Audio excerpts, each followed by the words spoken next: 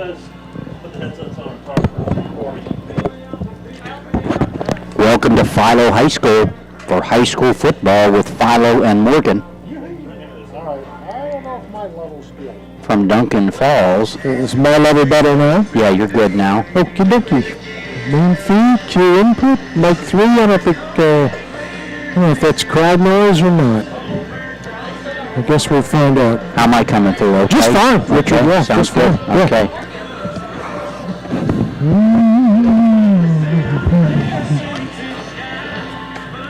Anybody? Well, we haven't called yet. Never mind. Are we just going to use the regular number to call them? I think the station I got to remember what 5605 432 5605 is the normal, or 5607 is the station. 5607. Okay. Hey, Rich, what was that code again to the side door? Is it 2135? No, 3521. I think. Blame me for being dyslexic.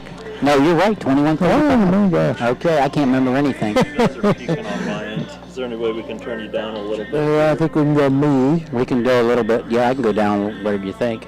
Yeah. How's that sound? A little better? We're doing a little better now? Welcome to Philo High School tonight for week 3 of high school football between the Philo Electrics and the Morgan Raiders. Morgan Raiders come in at 2 wins, 0 losses. Philo, after a disappointing loss last week at Carrollton, comes in at 1-1. You're rocking, man. You're ready for PBP. Just practicing. You go for it, I fella. don't think I'm ready for play-by-play, No? even though I'd like to learn someday. Oh, you know what? Just say something. I mean, yep. I think we're Test. I'm out now. You got me turned down. So Yeah. okay. maybe. I'm down a little bit. Yeah, There you go. there we go. There you go. Woohoo! Yeah, I don't know that I could do play-by-play. Kim and I've talked about it. I'd like to do basketball first. It might be easier. Mm-hmm. You think basketball's easier play-by-play or football? Basketball, because you're constantly saying something, so there's no lulls. You don't have to think about anything. You don't have near as much fill as you do in football. Oh, yeah. I mean, every play you got 30 seconds or longer to talk through it. Yeah. And basketball's a simple game, offensively and defensively, to discuss. That's okay, Cam. I'm probably tripping over myself here. Let's see. Okay, that sounds okay. That'll work. Yeah. That sounds like we okay. Can you hear us now? Kim? How's the level now, Kim? You got what you need? Philo High School, week 3 of high school football between the Philo Electrics and Morgan Raiders. Should be a good contest tonight. Morgan coming in at 2-0. First 2-0 start since 2007. Like you're eating the microphone. Still too high? Still too hot? Yeah. Which one is he on? 2? I think the main feed is what we need, but that's also your headphones. Well, we're okay that way. How about now, Rich? Yeah, I'm okay. I mean, I can hear him fine, Cam. I can hear you. Yeah, I can hear you fine too. Yeah. So. Okay, how about now, Kim? Is that better? Okay, here we go. Woohoo! Time for high school football. Week 3, Philo High School. Beautiful, beautiful facility. Yeah, it is. They've done a very nice job here.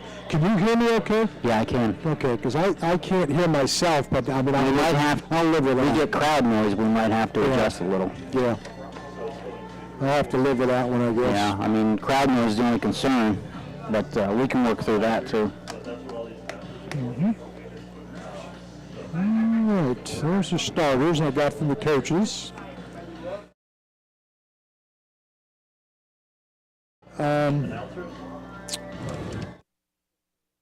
Was their kicker last week? I should have had that written. Work.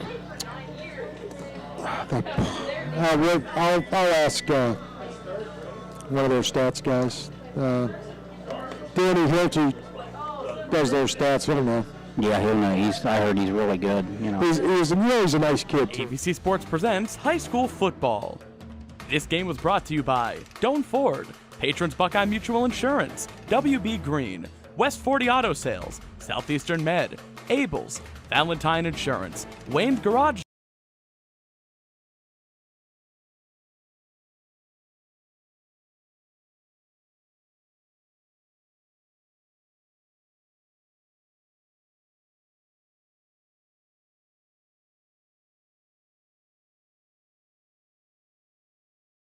We're talking about this is, I'll start reading or hearing about somebody's from something in the 90s, and I think, oh, that's not that long ago. Yeah, it was. It was 27 years ago. I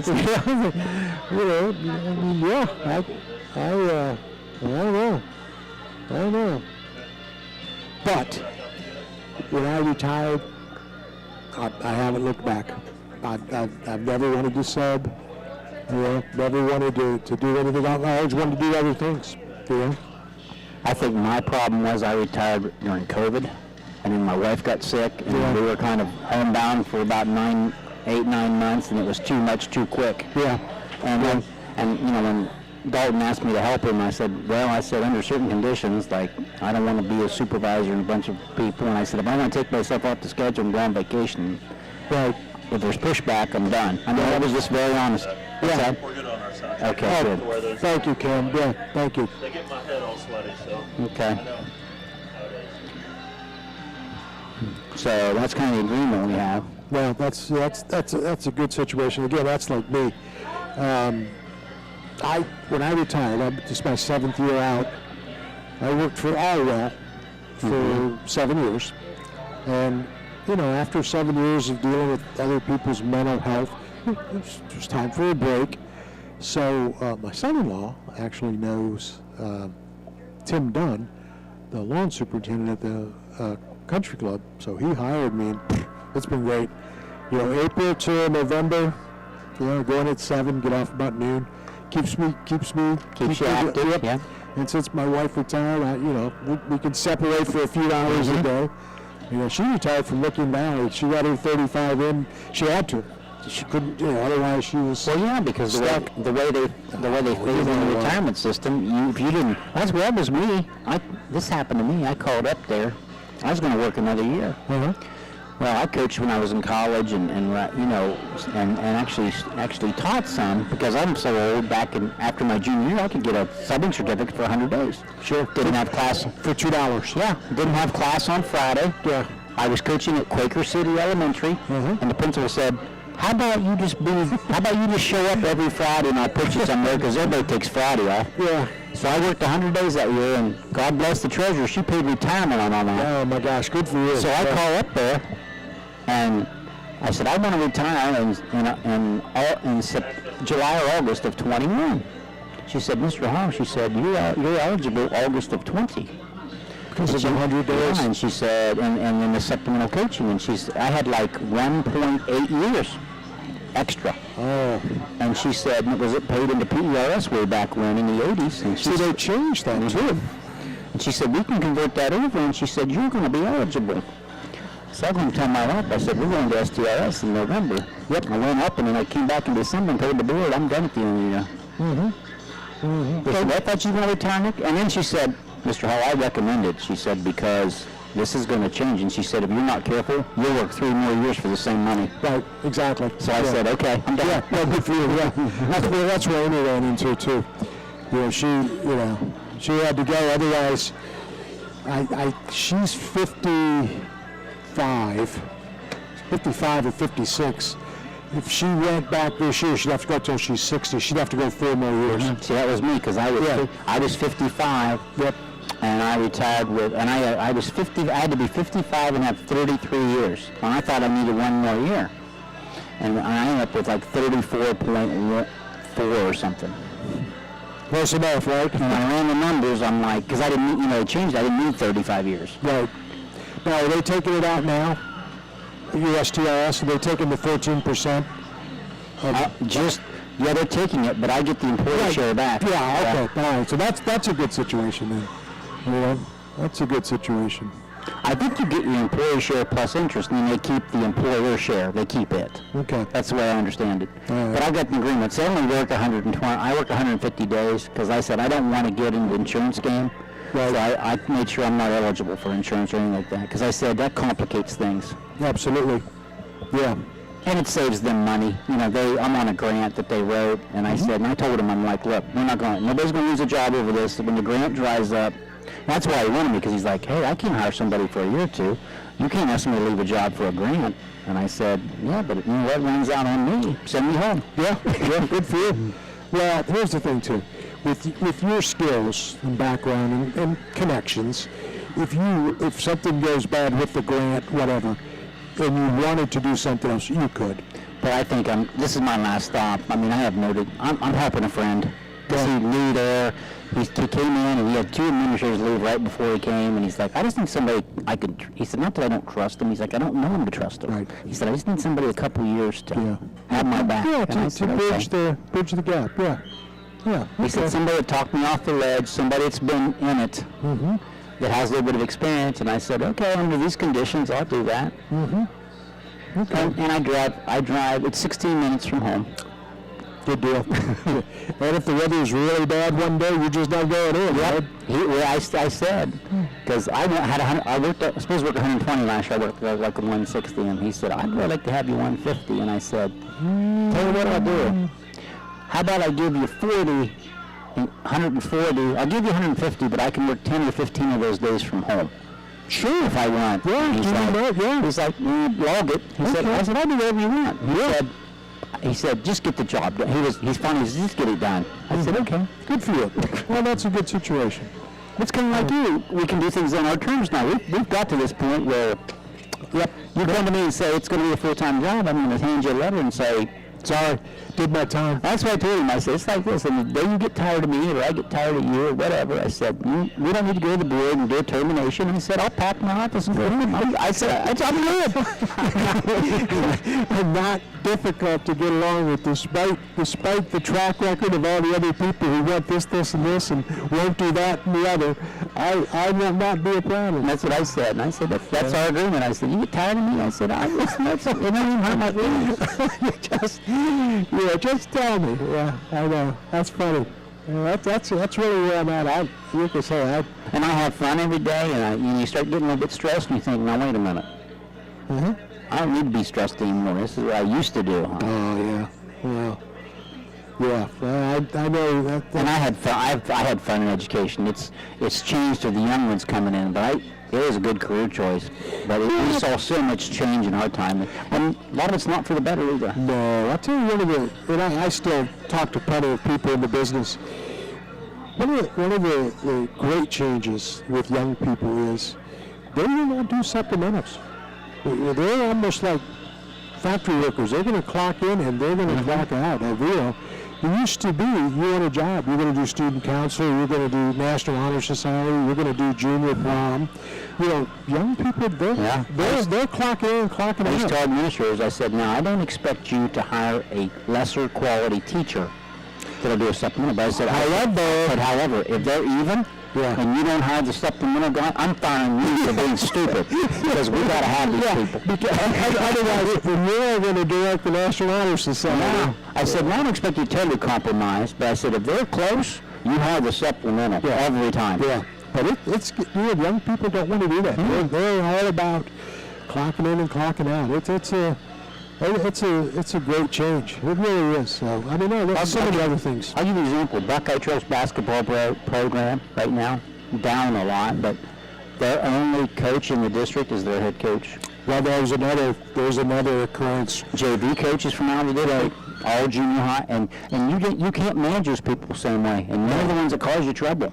That's exactly right. Well, because, I mean, not that this doesn't happen with family and the coach who's in the district, but many of these people you're hiring out of the building, and I don't mean this in a bad way, Rich, they've got an interest in their kid or their cousin's kid or something like that. It's self-serving. They're not doing it for the heck of it. No, that's a good point. That's another thing that's changed with supplementals, the coaching. I mean, well, I'll tell you, Dave Davidson was telling me last week, we drove together to Carrollton, they can't find officials. They're canceling games at the middle school level because they can't find officials. They just announced this week that officiating classes they're going online. Just to get people to do it. Yeah. Hey, we were just talking about you, man. How are you? Good, Danny. What's happening? This is what I can't believe. I get kicked out of my spot, my area. I don't remember that. I don't. You're going to have to help me I out. was a JV coach at Buckeye Trail. Holy cow. When you met him up for 47, Then that's taking my memory back. For the years. you met him up for 47, he told me. I was just telling him, he said, just to mention your name. I said, what's bad about this? I said, I was a JV coach when he was in high school at Trail. We played you guys a couple of years at your place. What are you going to be, Coach? What are you going to be? No, I'll just squeeze in there. Okay. That way I'm not. All right.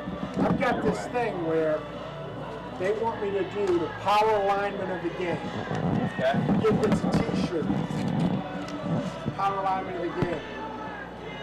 You want to decide for me? Give you a free plug. It ain't you. Coach Dan Hill is the I got the player of the game and the power alignment. I figure you know your kids better than we do. You know? True? You interested in that? True. All right. Yeah, I'll help you out. Okay, thanks. You know me, I'll do whatever. Oh, yeah, I'll get your freebie on there, you know? I did have a student. They're like, Mr. Hoodie, were you at the game the other day? Yeah. We heard your name on the radio. I I'll said, take that's care of you right. tonight. This game's on YouTube, so you can watch it tomorrow if you want and check it out. See if we can't get you in there. Okay. You know, hey, we were talking. Rich used to be the superintendent of the career center. Okay. That was my first administrative job. We were talking how old we were. One of the English teachers when I was there. Your mom? I've been my mom. Yep. Lottie, great lady. She taught out there, and my dad taught there at the high school. Yeah, well, I knew that. Yeah, coach basketball. How's your mom doing? Good, good. Well, you tell her I said hi. I will. Sure. I was gonna say, do I need to be back here? When I said, hey, by the way, Mom. Just don't tell your friends. Yeah. I don't like you either, Mom. You gave me the worst evaluation I've ever had in my whole Oh life. man, it's a packed house Well, now. this must be the best game in town. Is this the best game in town? Or is it the only game? Man, we got Zanesville's finest up in this house. I never covered it. How you doing? What's up? How much? How are you? Good. Man, it's a lot hotter than the window. It's the best game in town. It's just stale. So breeze out. Well, is this the best game of the night? Must be, or you guys down here too? Yeah, on YouTube, yeah. You know, I kind of feel guilty. Well, why? Because he does YouTube now? No, this is ABC. Oh, this is ABC. I Oh, kind of feel guilty, and I'll be honest. yeah. This really is Wiz territory. I kind of feel like an intruder, you know? All good. More coverage is always a good thing. Depends on who you ask, but I honestly, If you ask me, more coverage is always a good thing, not a bad thing. I told my wife about that. I was like, Yet another week, 100.9 was supposed to be here too. Yeah. cut out on McConnell's. Yeah. Oh, yeah, they cover Morgan. Well, Marietta, Morgan, Marietta sucks, so they have to cover Morgan. Tell them there wasn't any room. You know? Well, somebody probably got to draw straws and go out there with the fans. I did that during the COVID year. No fun. No fun. Grandma thought I was sitting in her seat every time. Oh yeah. Oh, I saw that one night at John Glenn. She'd be like, I've sat in that seat for 40 years and they gave it to you tonight. I was like, hey, I'm sorry. I was like, you can sit next to me, by all means. I saw it happen to John Glenn. Oh, yeah. I was up behind you. I saw it all happen. John Glenn, anytime we go to the stand, they're like, I've sat in that seat for 50 years. That's Like, why you start dropping names. Well, he told me I just know where I was going. He said you were fine. I agree with you, but doesn't have to be here. Yeah.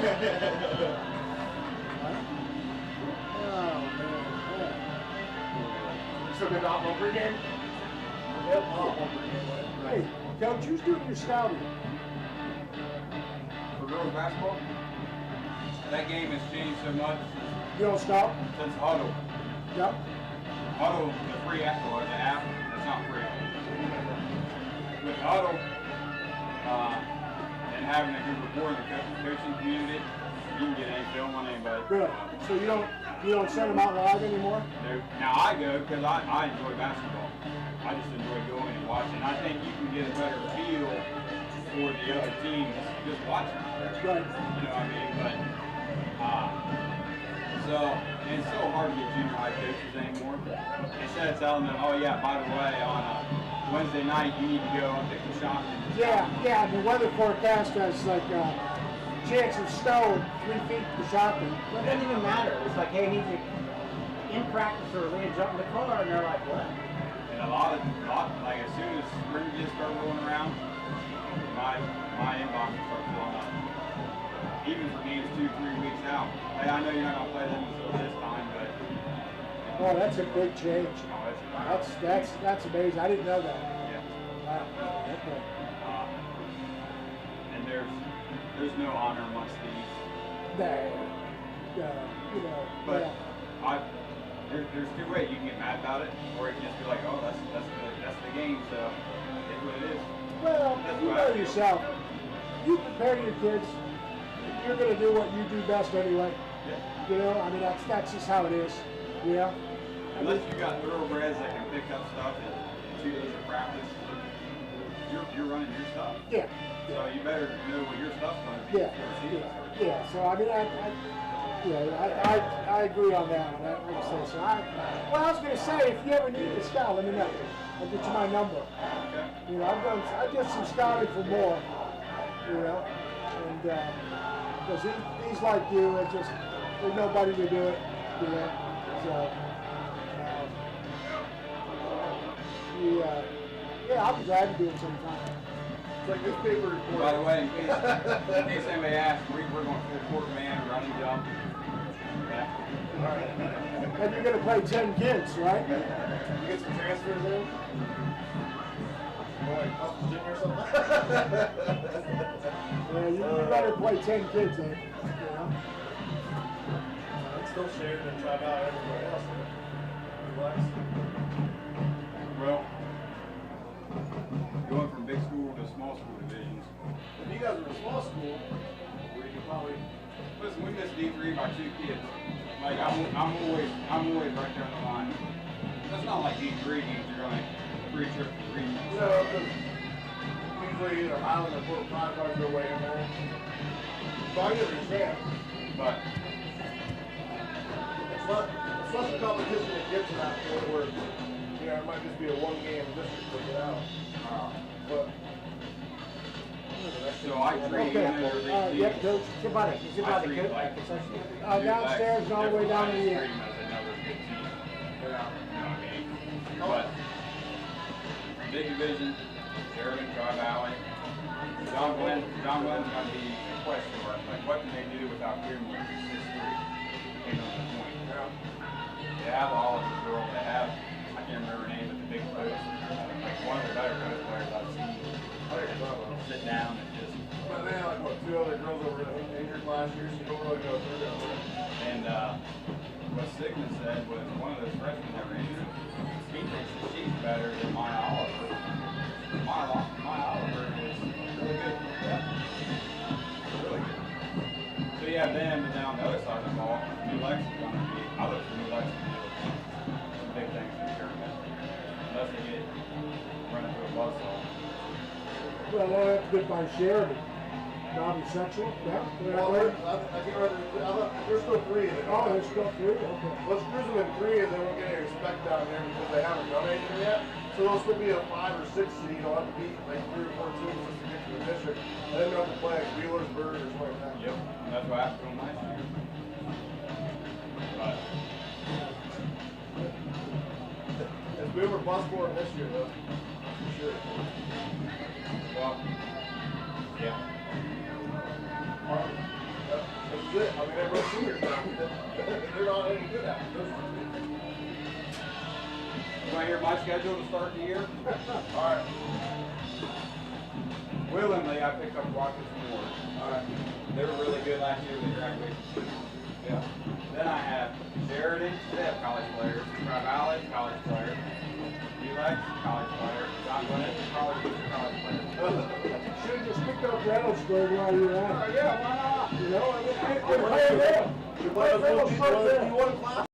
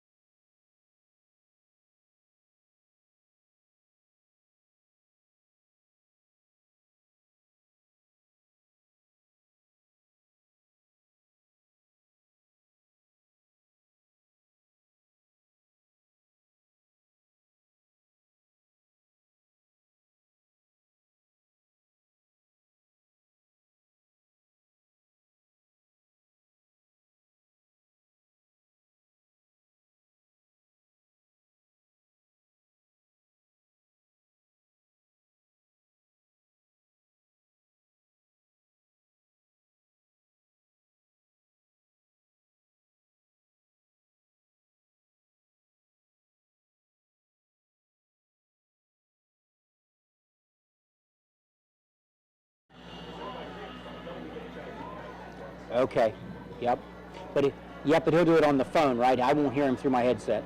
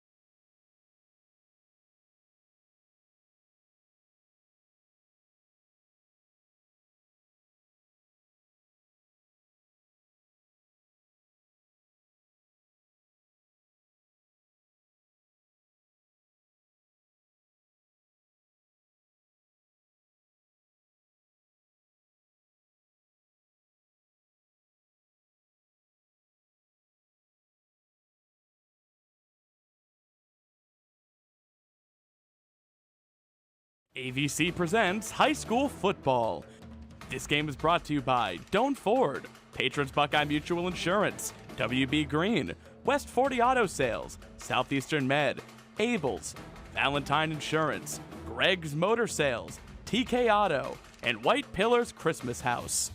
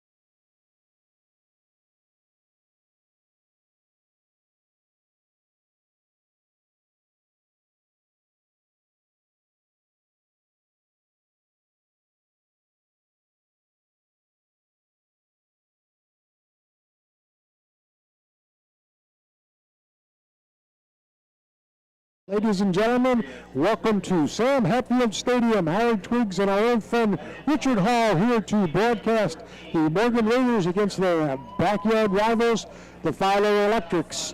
Morgan, Richard, coming in 2-0 on the season. They defeated Riverview in Game 1. Warren local last week, 28-24, Riverview 54-34. Philo opened week 1 37-6 over Athens, and then stumbled last week in a game we saw at Carrollton, losing 14-7, but a very good Carrollton football team. Yeah, I tell you, on paper, this looks like a really good game. You know, as you alluded to, Morgan coming in at 2-0 has played really well offensively, a combined 827 yards in 2 games, and is just really off to a hot start with their skill players. They've played really well. Philo, on the other hand, you know, a week 1 win versus Athens, and then had some difficulty last week at Carrollton against a really good Carrollton team. And as you said, you know, 2 really good football teams going into week 3. Both have really good skill players on both sides, so I think it's going to be a great football game tonight. Interesting to note, last year these 2 teams did not play. Some of the carryover from the COVID effect from the year before, so this rivalry will now have to go back 2 years, but if we look for the last 10, Philo has pretty much dominated Morgan. I think the Raiders, in the minds of Coach Bowman, really starting to build something, especially getting off to the 2-0 mark. But I'm reminded of the great boxer Mike Tyson, who once said, everybody's got a game plan until they get punched in the head one time. So, we'll find out from Morgan tonight really where they're at. Boy, we will, Howard. And I'll tell you what, Philo, one of the worst opponents to ever play is a team coming off of a loss. I think they felt like they could have won last week, played great defensively, just didn't score very effectively last week. Had 2 turnovers, they had 8 penalties, and some of those penalties, a touchdown was called back. You were there, and at a crucial time. So I really think that Philo worked real hard this week on their fundamentals, playing fundamental football, and I'm sure they've worked hard to clean up some of those things they were very disappointed with last week. One of the disappointments was penalties. They had a couple of personal foul penalties, certainly nothing intentional, but a couple of guys just getting too aggressive at the end of the play. But that's something that I think can be cleaned up in film time during the week, and let's keep our cool right there. But one of the things that Philo did very well last week was really stop the running game, and they're going to have to really get after it tonight, because a guy from Morgan by the name of Carson Copeland, 244 yards rushing on the season, but more importantly, he's a guy that falls forward when you hit him. He really does, and he's got great people in front of him opening holes for him. Morgan has a really nice size on the offensive line, and then Copeland, as you alluded to, runs forward, falls forward. He's one of the bigger backs in the MVL, if not the biggest back in the MVL this year, and has had great success running the football. And then also another young man that you don't see very often, Wade Pauley, who is an offensive lineman by trade on both sides of the line, quite frankly, has run the football very effectively. So that's a different wrinkle that Philo's had to prepare for this week. Well, you can imagine that if they get down inside the 5-7 yard line, they're going to go with that big body package of Copeland and Pauley at 270 pounds and coming off an All-Ohio selection year as a junior. He'll be a real load tonight for the Electrics to handle. Yeah, I'm sure they worked real hard on that all week and watched a lot of film, but I'll give the Philo coaching staff a lot of credit in terms of how I think they're going to be prepared. As you said, the Philo program has been sound for a long time. They play really good, disciplined, fundamental football, and I'm sure they were disappointed with some of the things that happened last week, but I'm sure they've worked really hard in practice preparing for the Raiders. Philo Electrics Division 4 MVL opponent, coached by Dirk Lincecum, 1-1 on the season. The Morgan Raiders, coached by Chase Bowman, also Division 4 MVL rival with Philo, 2-0 on this young season. Big test tonight. We'll come back after a short break, and when we do, we'll talk about some individual stats for both teams. So stay with us. You're listening to high school football on Nash Icon. We'll be right back. I'm not buying till I check Don't Ford. Most of us are faced with uncertainty every day. Your job, your finances, sporting events, schooling for your children, and so much more. With so much uncertainty surrounding you, there's one auto dealership that you can be certain about, and that's Doan Ford. You can be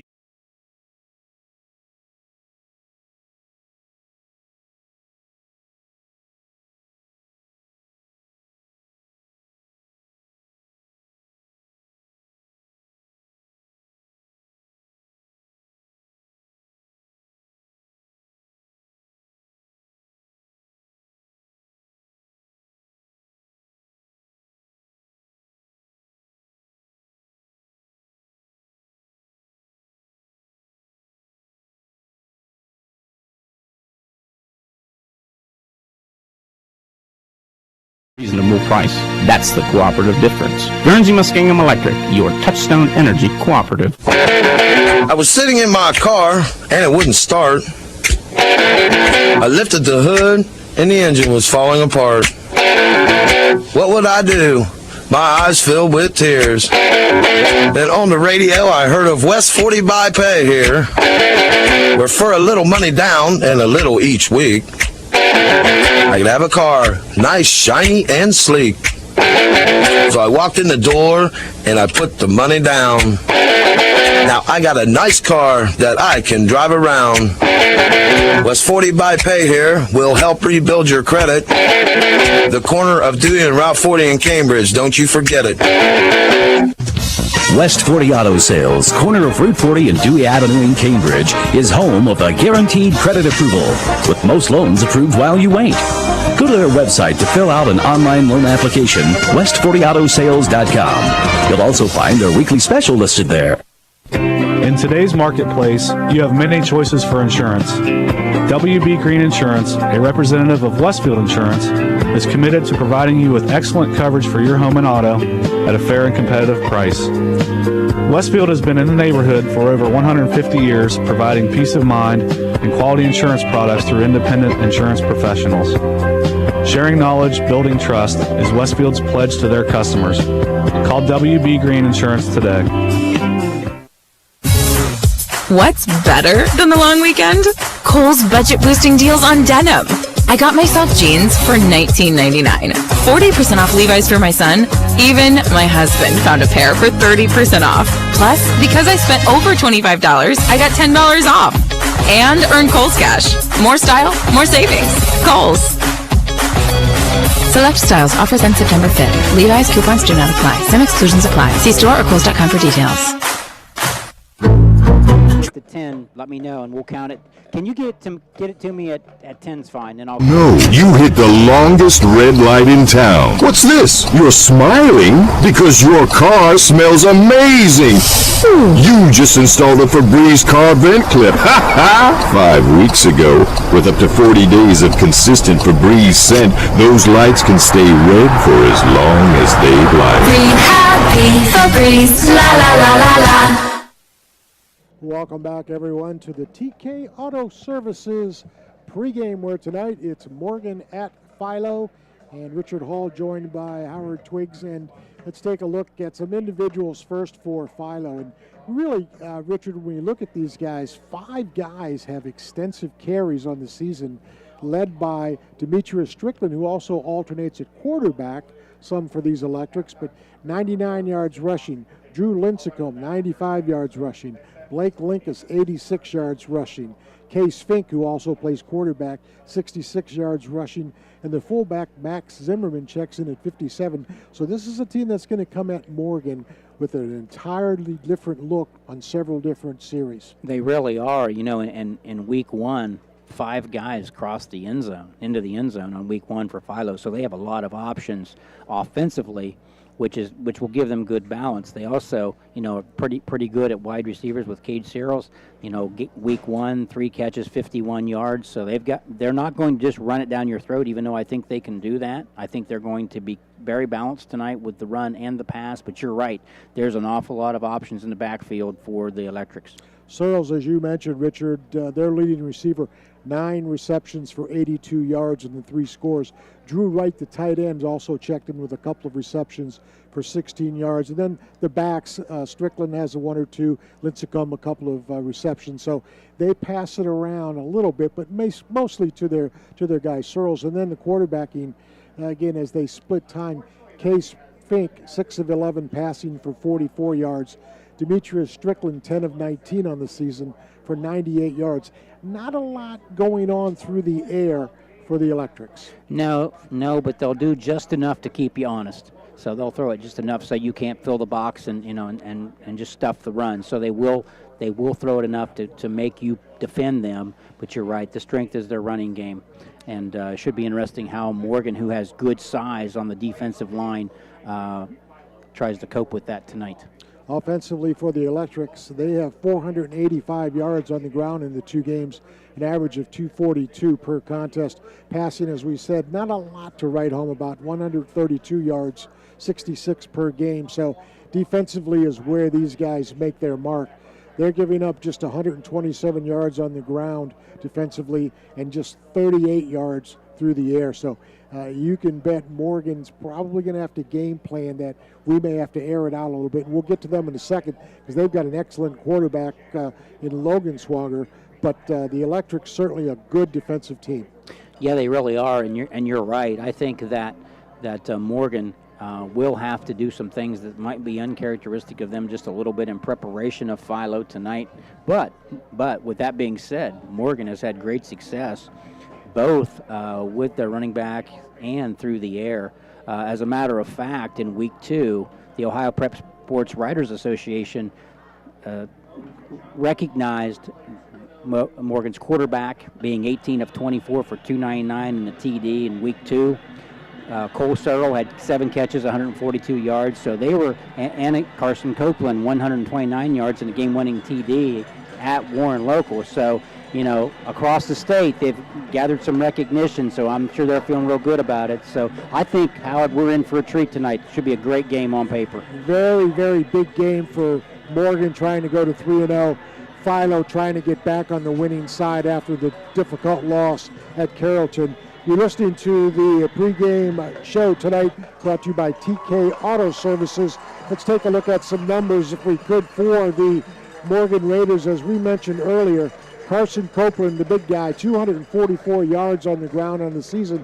Wade Pauley checks in at 108 yards rushing, but he does the dirty work down in distance on 3rd and 1, 3rd and 2, or on the goal line. You look for him. Logan Niswanger, excellent season so far, 24 of 36 passing for 302 yards. And then the guy you mentioned, Richard, Cole Searle, 12 receptions on the season for 166 yards, but Coleman Welsh can catch the ball. Mason Burnside can catch the ball.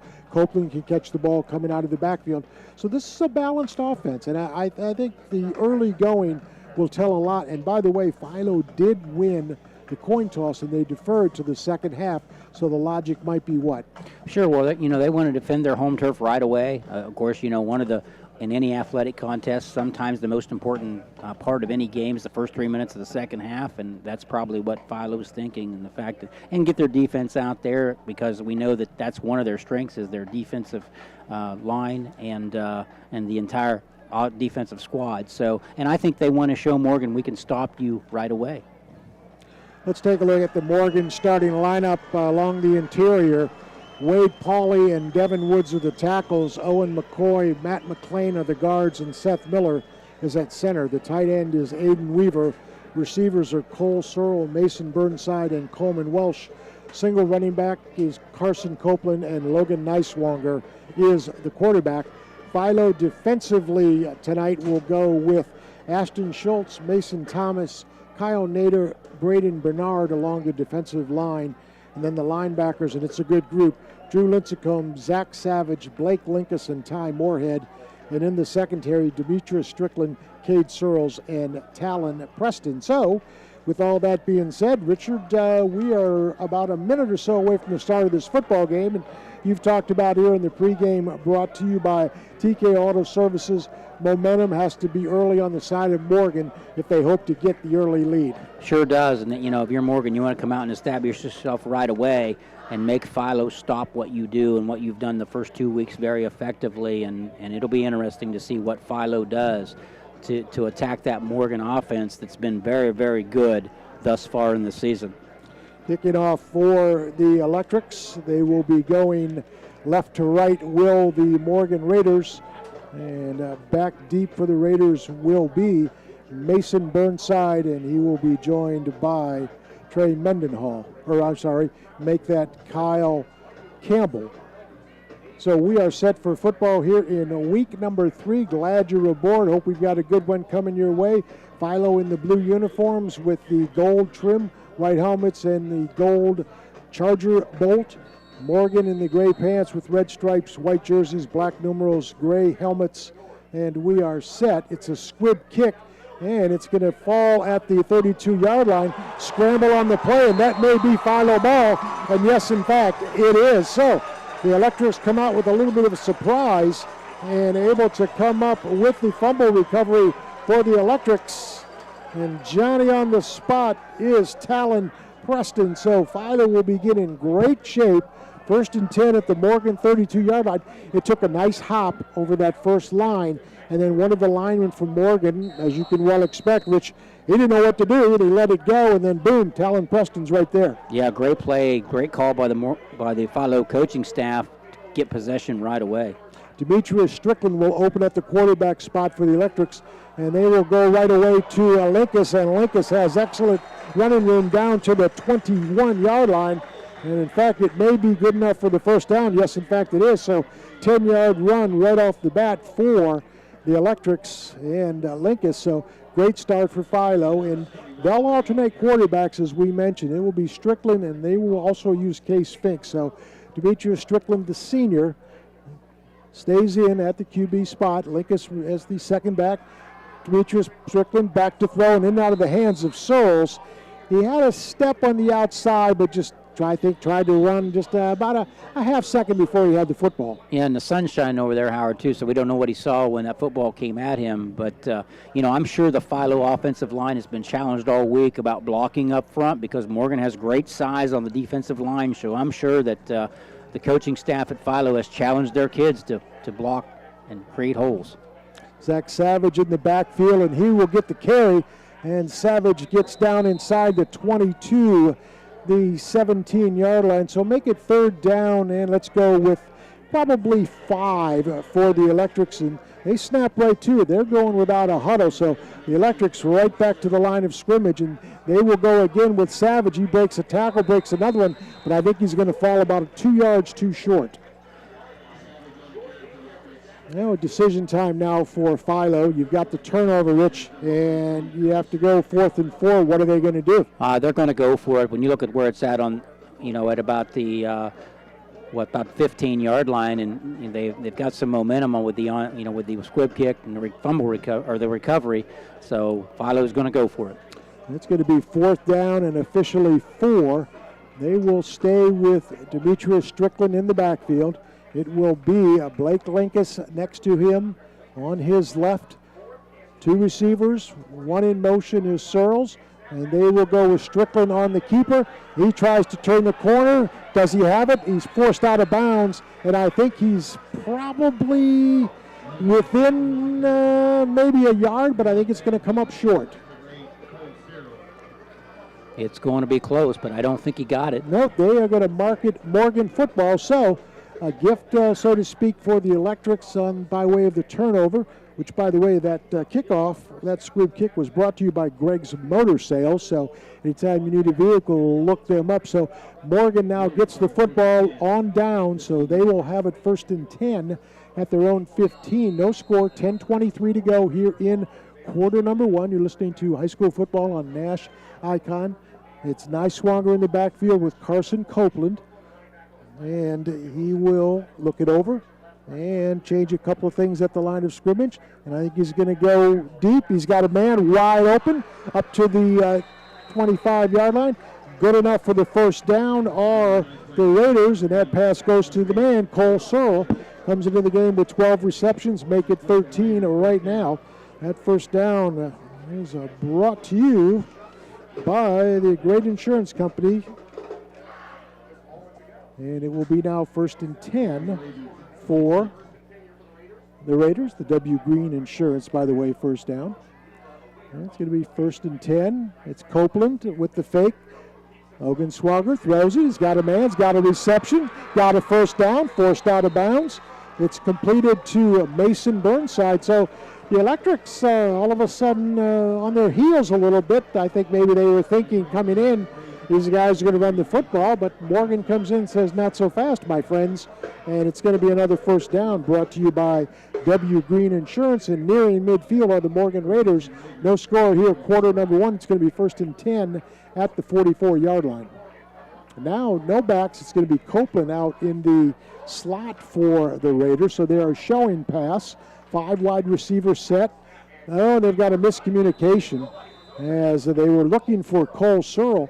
He did an in, and the ball went an out. Yeah, that was just supposed to be an out pattern. At least that's what the quarterback thought. But and then the receiver cut it in, and was nobody home. So fortunate there that wasn't a turnover because there was a Philo defender in the area.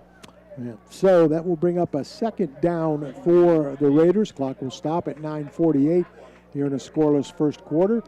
It's the Morgan Raiders 2-0 on the season. The Philo Electrics 1-1. Back to the conventional backfield with Copeland are the Raiders on the 2nd down and 10. Blitz coming for Philo. Copeland tries to get past the line of scrimmage, and a gang tackle by the Electrics. Gain of 4 that time, as coming up from the safety spot for the Electrics on a nice tackle that time was Savage. So make it now 3rd down, and let's go with a long 5 here, closer to 6. So Morgan on the early going has not shown an hesitancy to pass, so they have a little bit of confidence under their belt. They'll go back to that package with Copeland in the slot, and Richard Page is in the backfield, a normal tight end linebacker in there for blocking. Logan Swanger tries to go deep. It's going to be nearly picked off as a triple coverage that time by Fink, and that ball had absolutely no chance to get there because Philo read that play absolutely correctly. So the pass intended for Adam Cooper for the Raiders, and now they will have to punt. Yeah, good defense there by the Electrics. He threw it into basically triple coverage and was fortunate there wasn't a turnover there. 2 of 4 for 25 yards on that drive for Niswanger. That's Logan Niswanger. And now a punting situation for the Electrics. And back, Griffin Wells will be deep for the Electrics. Single receiver on this punt. Big booming punt. It's going to be fielded and then perhaps touched or not, but Morgan's going to down it inside the 3.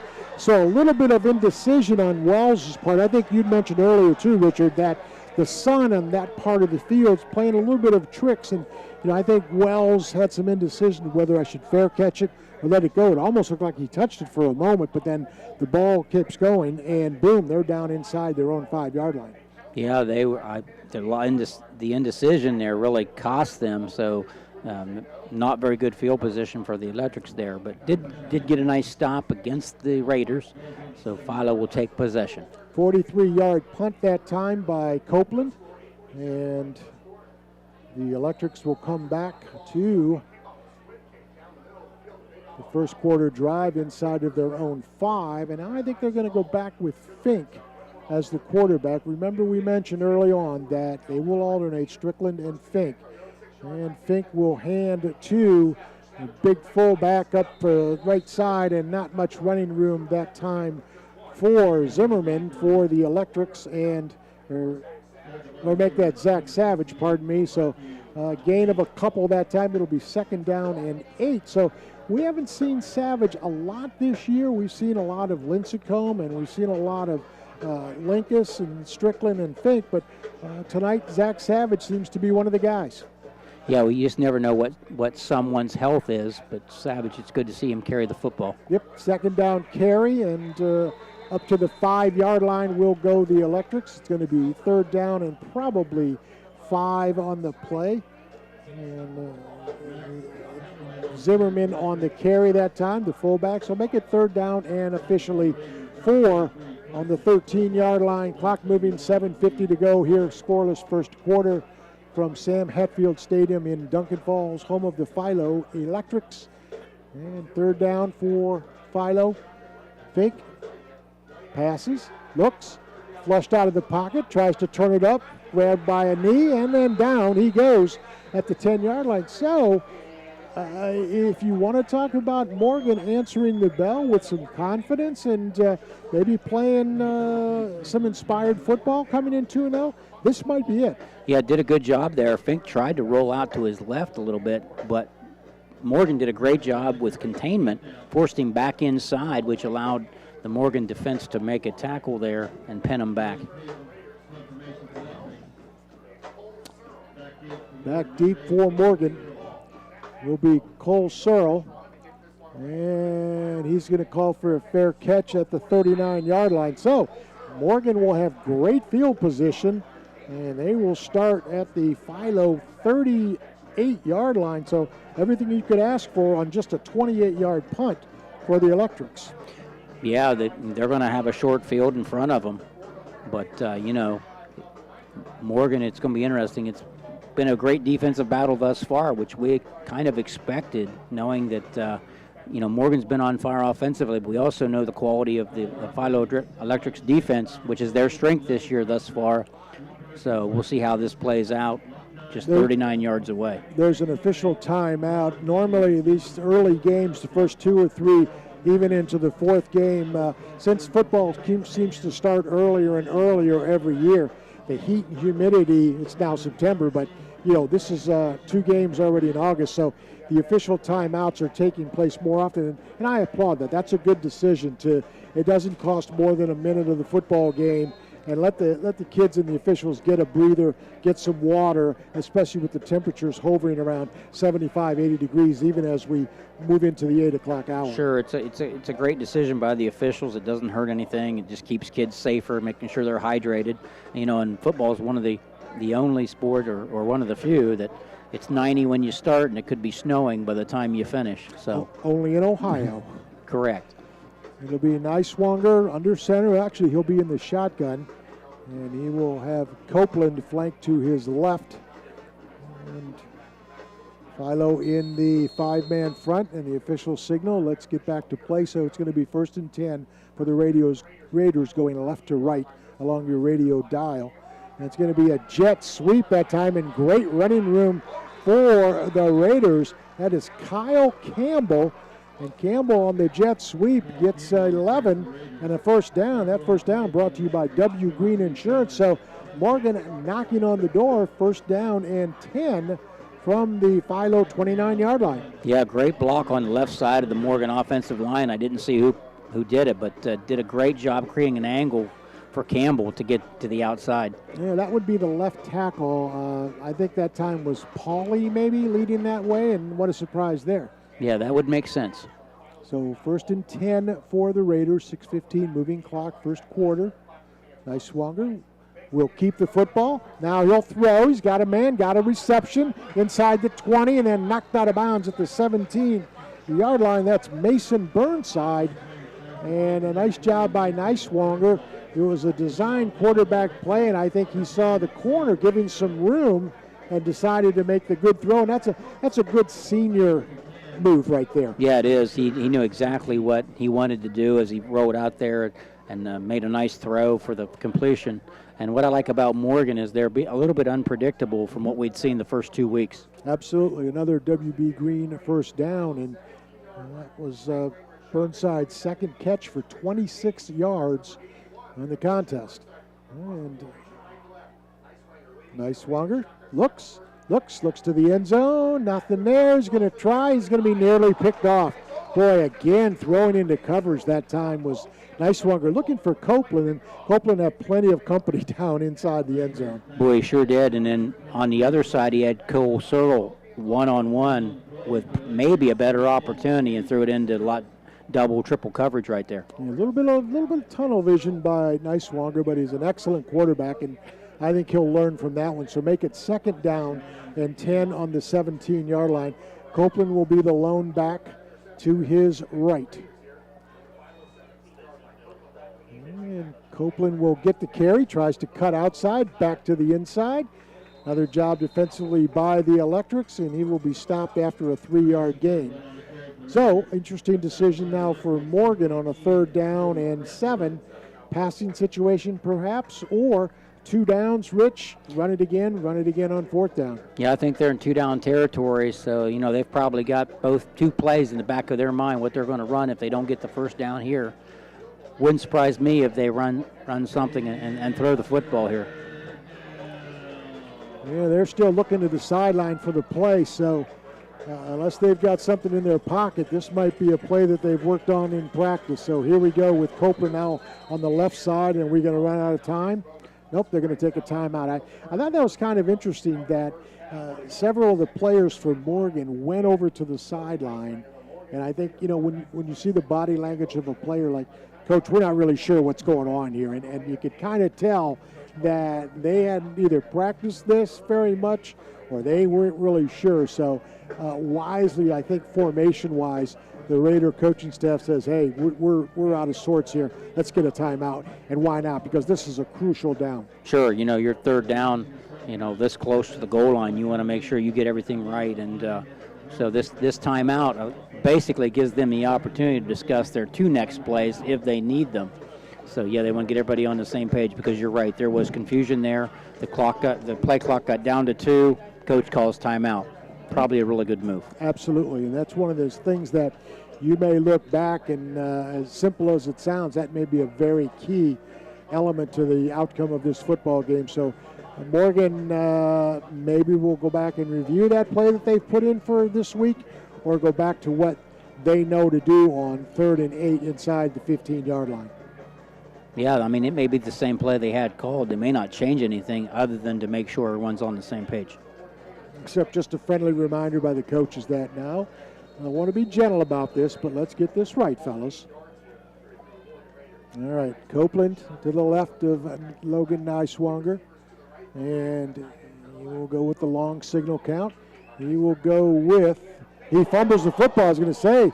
He will go with the keeper, and he falls on the ground after recovering his own fumble. It looks like a penalty flag may have flown, or no, they're going to say that's where the ball was fumbled, but he did recover his own fumble. So now it's 4th down after the loss of 5. So a decision time for the Raiders, 4th and 12 from the 19, and you got to go for it here.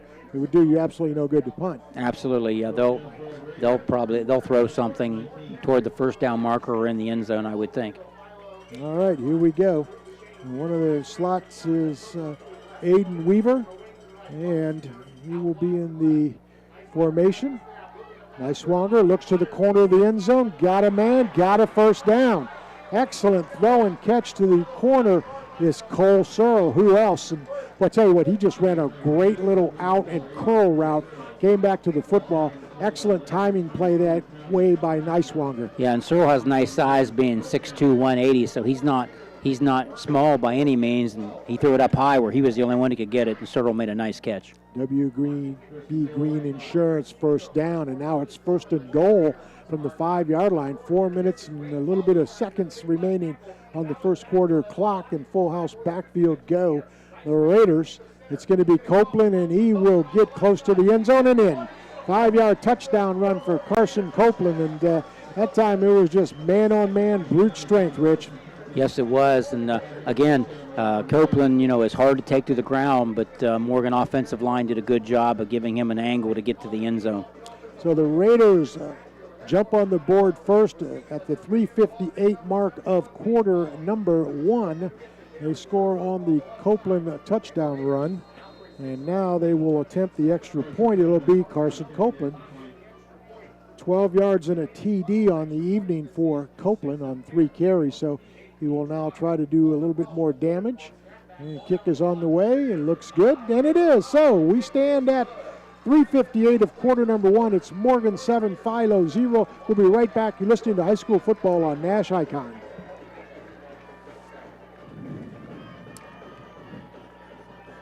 Sponsor of Muskingum County High School Football, located at 7405 East Pike in Norwich.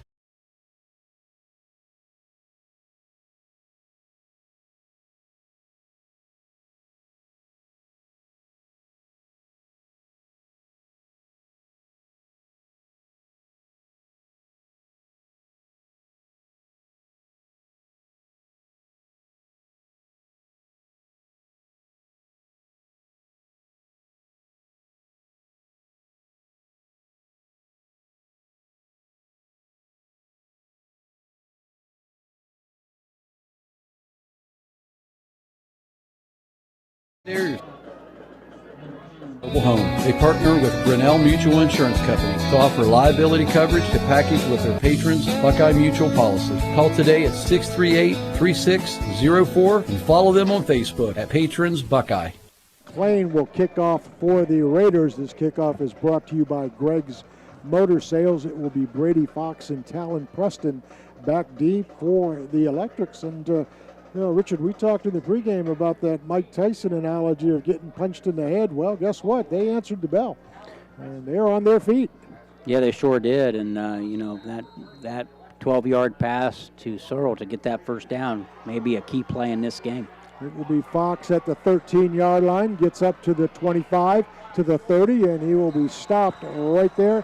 Excellent special teams that time by the Morgan Raiders, Colin Southall. It's a 17-yard return, says our stats lady, Linda Stewart, tonight. Glad to have her aboard. So make it first down for the Electrics at their own 25-yard line. Now, if you're Philo, Howard, you got to find a way to answer this. You know, and you want to go down and establish yourself and score on this possession if you can. Well, you know, we were talking to Danny Hilty, the girls basketball coach, before the game. Does a great job, and he does their stats. And we asked him, you know, how was the rebound this week? And he thought the kids came back after the Carrollton loss in good spirits. So we'll see. It's going to be first and down and a short carry that time for the Electrics, and not much running room for Lincecum. Good tackle by Copeland there from the linebacker spot. Got to him in a hurry. So Drew Lincecum gets 3 yards on the carry, but going back to Coach Hilty, he said that he has, you know, the pulse being a coach around the program, that they bounced back very well. So you're right, though, Rich. This is a big, big drive because you want to not be within shouting distance if you're Philo, and right now down 7-0. It's still close enough to make some noise. Strickland will be on the keeper, and he will get close to the first down. Looks like he's got it up to the 43-yard line. So first down and 10, brought to you by WB Green Insurance for the Electrics, and excellent play that time by Demetrius Strickland, the senior quarterback. Yeah, he was really patient there, Howard. He gave his offensive line time to create a hole for him, so he was a very patient runner right there. Griffin Wells out deep around the side along with Cade Searles, and it will be a straight ahead handoff. Looks like Linkus, and Linkus that time good for a couple 3 yards for the Electrics. Great tackle by Seth Miller, one-handed grab, got him to the ground. So Blake Linkus gets 3, and let's make it now third down, and still haven't officially marked. No, they're going to give him the first down. Okay. Oh, nope, they're going to bring it back. 5-yard penalty goes against the Raiders, or the Electrics. And we didn't see the flag. There's still no flag, so has to be some kind of procedural call. And again, without the flag and the indication by the officials of what really happened, we can't really guess as to what the penalty was. So no first down, make it first and 15 for the Electrics. They'll stay with Strickland at quarterback and Linkus in the backfield alongside him. And some delay in the game. I'm not sure what they're, now they're going to get ready for play. So here we go. We will start now with first and 15 for the Electrics. Strickland fakes the handoff to Linkus, keeps it and gets barely to the line of scrimmage. So make it second down and 15. Looked to be a little bit of confusion there. He looked like he tried to hand it to Linkus, but high. Linkus was already going to the outside and couldn't handle it. Strickland kept it himself and didn't get much going. No, Wade Pauley got to him in a hurry, and Strickland had nowhere to go. Demetrius Strickland, 9 yards of rushing here in this first quarter. 2 minutes in, we're going to get a false start. Well, that time we don't have to worry, Richard, about the flag. We know for sure that that's a false start by the Electrics. 3 guys took off early, so that's going to make it second down and 20 for Philo. That's their second penalty here on this possession. So second down and 20 on their own 32-yard line are the Electrics. 2 minutes to go here in the first quarter. Morgan on top of Philo, 7-0. Strickland back to pass. 3-step drop. He's going to flare to the outside to Linkus. He has the catch and gets up to the 45-yard line. So nice run and catch by Linkus for 12 yards, but it's going to bring up another passing situation. Third down and 8 for the Electrics at their own 45-yard line. Looked to be a little soft coverage that time by Morgan, giving him some room. I think that's one of those things where the coach is saying, you know, nothing over your head. We'll give it to him short. Yeah, keep him in front of you. Oh, third down for the Electrics. Back to pass to Strickland. He's going to go to the sideline. It's going to be picked. It's going to be picked at the 45-yard line by the Raiders. And that is going to be Cole Searle into Philo territory at the Electric 45-yard line. Yeah, big turnover there for the Electrics. And he wanted to go to the outside, but misread that and threw it right, you know, toward the center of the field. And Cole Searle was the only one there that was available to catch it, and made a nice interception there by Cole Searle. Yeah, the Strickland, the quarterback, when he came off the field, one of the coaches had a couple of words for him, a couple of words of encouragement, I might add. But you know, we need to be sharper in our reads, and that's a costly turnover for the Electrics. Morgan will operate, excuse me, Richard, in their own in the Philo territory. Yeah, and while we have a second, this game is being live streamed tonight by students from the digital media program at Mid-East Career and Technology Centers. Shout out to McKenna Miller, Caleb Abram, and Mackenzie Ray, teacher Cam Summers. Yoo-hoo, extra lunches for those kids. Back to pass is Niswonger. He is under some pressure, gets a completion to Copeland. Copeland has the catch and first down, and down to the Electric 25-yard line. Wow. You know, Richard, we obviously haven't seen Morgan. You come in 2-0, you have to have been doing some things right, but I'm thinking early on now, you know, forgive me, it's only the first quarter, but this Morgan team may be a little bit underrated. Yeah, I think so, and not just the 2 wins, Howard. We've been around a while watching high school football, and they're playing with a level of confidence we haven't seen for a long time. Little chip on their shoulder here. 1st and 10 for the Raiders. Back to pass is Niswonger. Has time, and now is flushed out of the pocket, and he will go down. Excellent defensive play that time by the Electrics. Kyler Nader putting some pressure on there, so a loss of a couple that time for Niswonger, and that will bring up the 2nd down and 12. 30 seconds to go, clock moving here in this first quarter.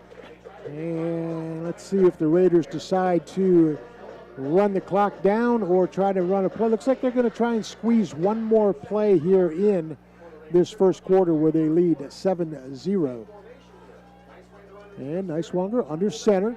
He will go to the second back, and it's a good run that time. Close to the first down is Aiden Weaver, and that will end the first quarter. So after one here on Nash Icon Radio, glad you're aboard. It's Morgan 7, Philo 0. We'll be back in 60 seconds.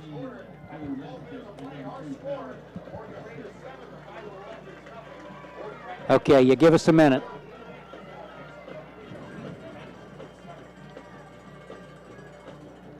You're doing a great job. Thank you.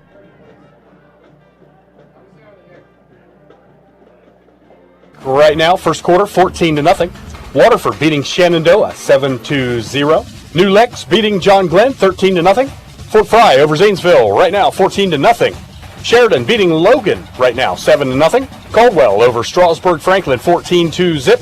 And River over Monroe Central, right now, in the first quarter, 14-0.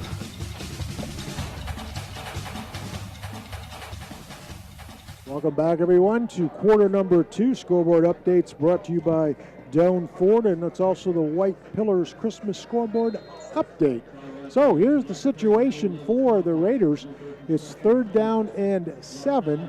They're on the Philo 23-yard line, up 7-0. Richard, you talked earlier in this football game that Morgan's had a couple of different times where it's 4-down territory. No doubt in my mind, this is probably the same situation. Yeah, there's no question. We look at where the ball's at on the field. They've got 2 downs to get this, and so they can be pretty creative here if they want to be. We'll try to get to some first quarter numbers here just in as soon as we get an opportunity. To Copeland alongside of Niswonger in the backfield for the Raiders. Niswonger back to pass, looking to the sideline, got a completion and a catch. Down to the 19-yard line goes Cole Searle. First quarter for Philo, 1 of 2 passing for 13 yards, 33 yards rushing, 2 penalties for 10 yards, and they had a pick. Morgan, 5 of 8 passing for 70 yards, 21 yards on the ground, and Copeland, the 12-yard TD. No turnovers or 1 turnover for Morgan, no penalties. So make it now a 4th down for the Raiders. 4th and 3 on the Philo 19, and I'm guessing Mr. Copeland may get some work here. Yeah, and we also have Wade Pauley in the backfield too now. Nope, Copeland's going to pass on the option. That's going to be picked. Yeah, that was not what they were looking for. I think also that's going to be intercepted by Soros for the Electrics. That's Cade Soros, but Copeland just kind of threw that one up on the trick play, and depending on what the flag situation is, it's laundry on about the 20-yard line. That will come back to Philo on the turnover. Yeah, that Copeland, the halfback option play with Wade Pauley as the lead blocker. And we'll get this penalty sorted out. It appears as though it's on Morgan because the defense is coming on the field. So the Raiders will have the penalty declined. So the result of the interception puts the ball on the 25-yard line for the Electrics. So a break for Philo here at the 11:10 mark of the second quarter. Now, can they capitalize? It's Case Fink back at quarterback for the Electrics, and he will have Max Zimmerman and Drew Lincecum in the backfield. Fink will give to Linkus, and Linkus will fall forward to, or make that Max Zimmerman, up to the, give him the 26-yard line, maybe a yard on the carry. Yeah, good tackle there by Richard Page for the Raiders. Second down for Fink and company. Fumble in the backfield. It's on the ground, and I think Philo recovered their own fumble. That Zimmerman, it was a high handoff from Fink to Zimmerman, and Philo fortunate to keep the football, but only a gain of 1, so make it 3rd down and 8 on their own 27-yard line for the Electrics, trailing 7-0 here in the first half. Zimmerman was very fortunate to get that ball back. Zimmerman now will be in the wide-out position. Back to passes. Fink under heavy pressure. That may be picked.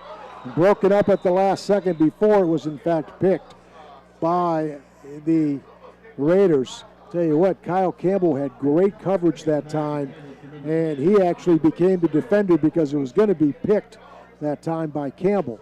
So Searle was the intended receiver, and he'll bring up a punting situation for the Electric. So Morgan withstands the turnover, and they get the football back probably in decent field position. Yeah, that was a good stand there by the Raiders, and you're right. Campbell did a great job of becoming receiver to defender to knock that away, or that would have been an interception. Coleman Welsh awaits the punt, and now Philo has one of the gunners with the late arrival, and they're going to have to take a timeout. So a little bit of confusion on the time by the Electrics, trying to get the right guys on the field. And you know, Rich, anytime you see a guy run on late, you know, the coaches are automatically calling that timeout because you'll never get the formation set the way you want it. You don't want to risk 5 yards in this kind of territory, in this kind of football game, so you burn the timeout. Yeah, because otherwise you're right, you're either going to have a major mistake or a penalty, but two of those are both bad, so you're going to call timeout and preserve that. So Philo and Morgan both with 2 timeouts remaining here in the second quarter. It's 7-0 in favor of the Raiders. And continuing to stay back deep is Coleman Welsh, the 5'9", 170-pound senior for the Raiders. And the punt is underway. It's very, very short. That hits inside Philo territory and will be actually downed at the Philo 47-yard line. Ouch. That's not really the punt you're looking for. Downed that time by Seth Henning. And just a 21-yard punt for the Electric. So Morgan, great field position. Yeah, that was close to hitting a Morgan player, and Philo actually for a second thought it did and was wanting the football, but the officials saw otherwise. Yeah, that's one of those deals where if it does hit a Morgan player because it's a short punt, you take credit for doing all that. All right, 1st and 10 for the Raiders. At the Electric 48-yard line, it'll be Copeland in the backfield for Morgan. Niswanger quarterback. He fumbles the football and falls on it back to the 39-yard line. So, well, you know, this Niswanger looks to be a little bit shaken up there, Rich. Looks like he may have gotten some hit on his hip, and he may have to come out of play. You know, he's still kind of feeling his way around right now. We're unsure whether they're going to take a timeout and bring in a sub or let him play through it. It appears as though they're going to stay with it. So, but Niswanger did fall on the football, but a huge loss of 6 yards. So make it 2nd down and long back to their own 45-yard line are the Raiders. Niswanger back to pass, flushed out of the pocket. Now he's going to be brought down. Excellent play that time by the Electrics. It's Bryden Bernard. And Bryden Bernard puts the Raiders back to their own 38 line. So the defense stepping up. Extra lunch this week in the cafeteria for Bryden Bernard. It's going to be 3rd down and 25 for the Raiders. And that's 3 sacks for 16 yards for Philo. All right. Now, what do you got in your bag of tricks there, Morgan? It better be something big. Niswanger. They're going to run the football with Copeland, and Copeland, not a lot, maybe 5 yards. So I think the coaches from Morgan perhaps just guessing or saying, you know, right now we're not 100% in sync. Let's just run the football, punt the football, play some defense. They're up 7-0. Probably a good strategy.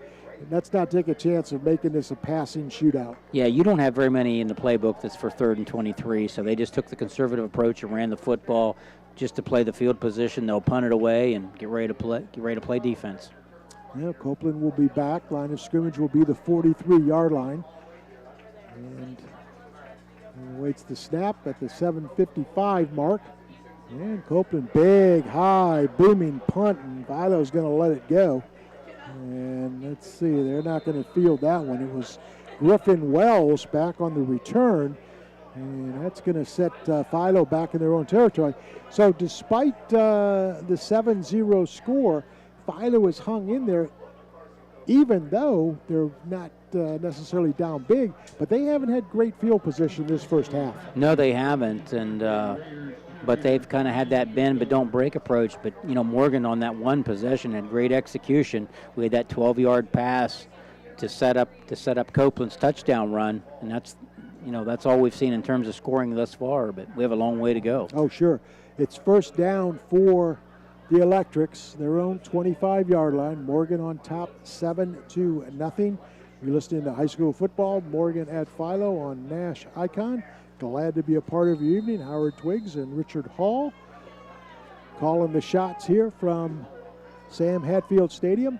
And Strickland back at the quarterback spot for the Electrics.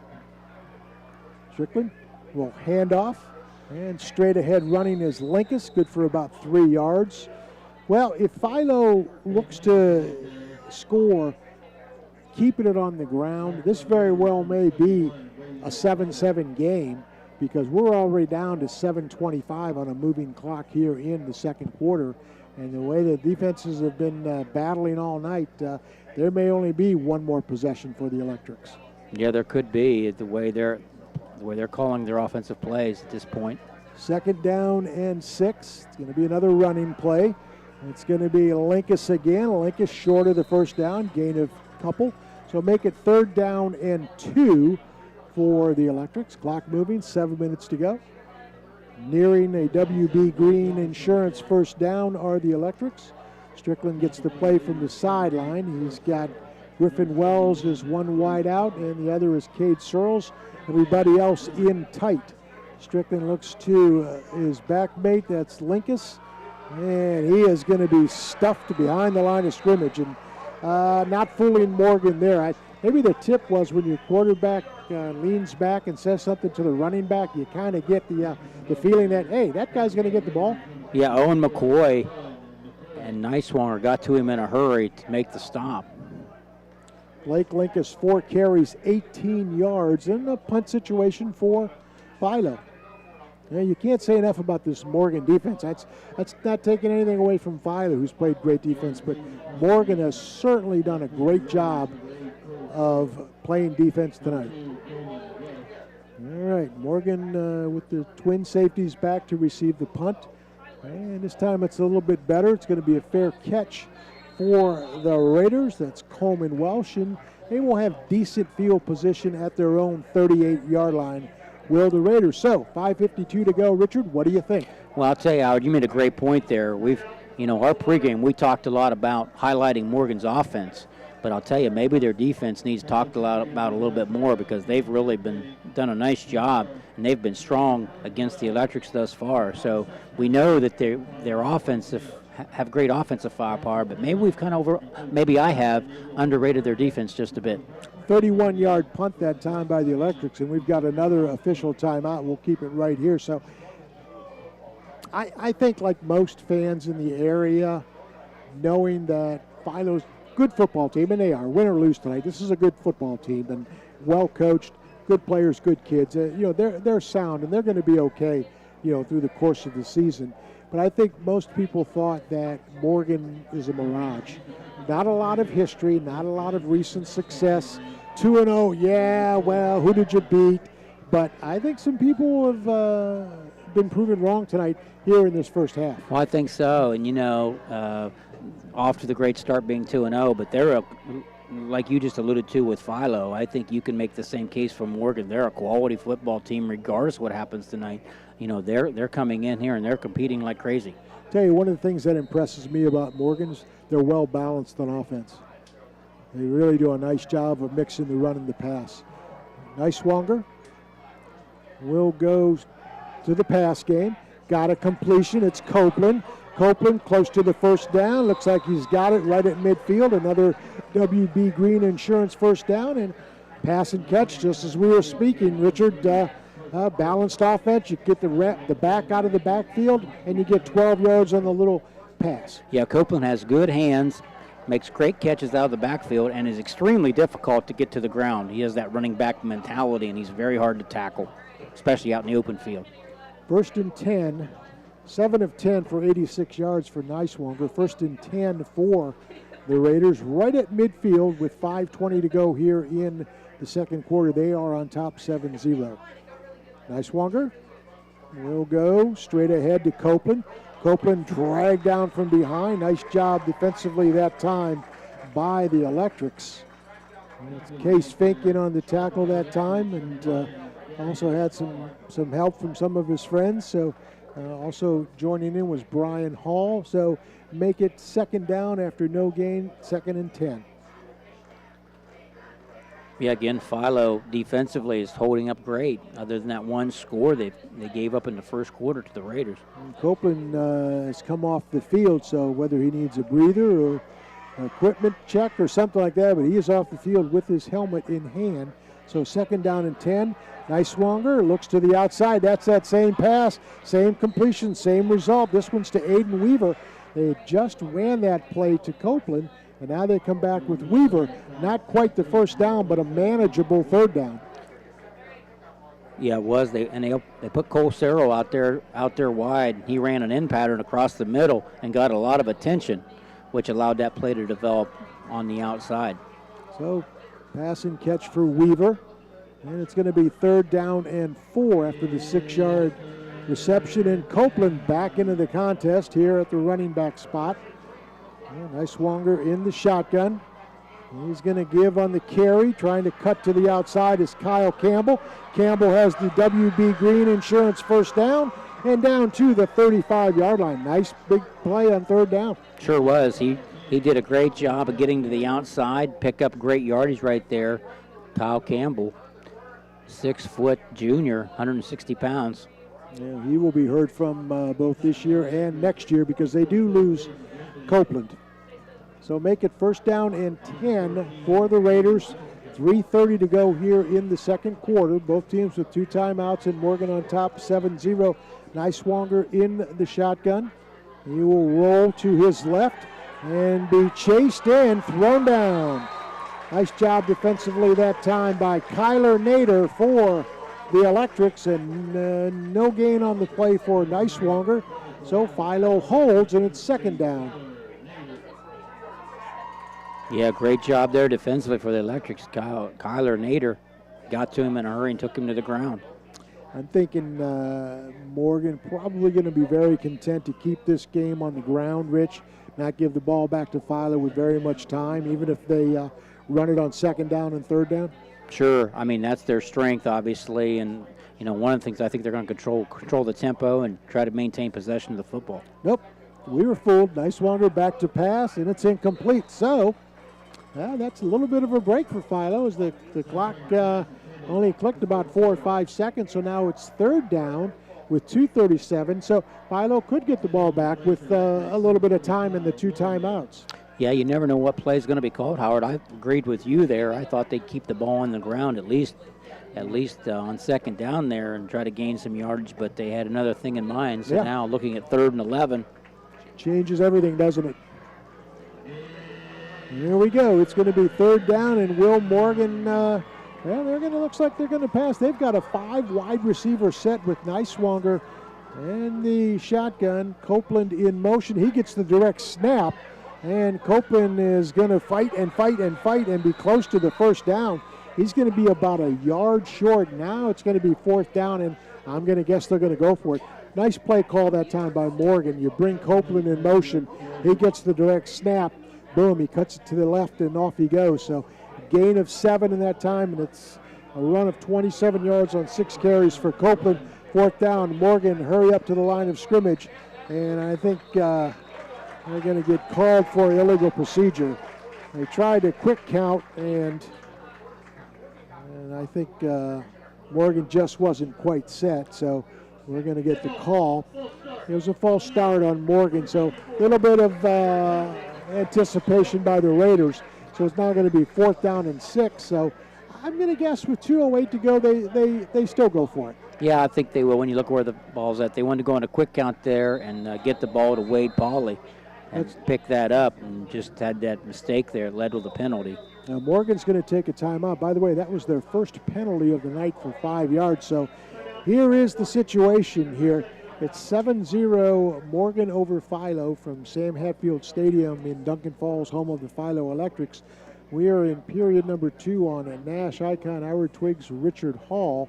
It's going to be 4th down and 6 for the Raiders, and they will have a couple of timeouts. Well, actually, they're going to have 1 left after this one they're burning right now. Philo will have a couple. So I think the decision here, Rich, is, do we run the football, and if we don't make it, make Philo take a timeout, or do we punt it and try to pin it back? They'd have 2 timeouts, but, a lot of real estate to go.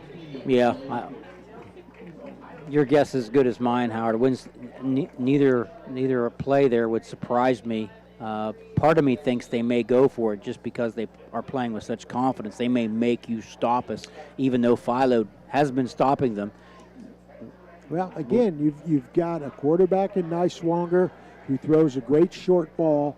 You've got the bruiser in Copeland, and you've got some options here.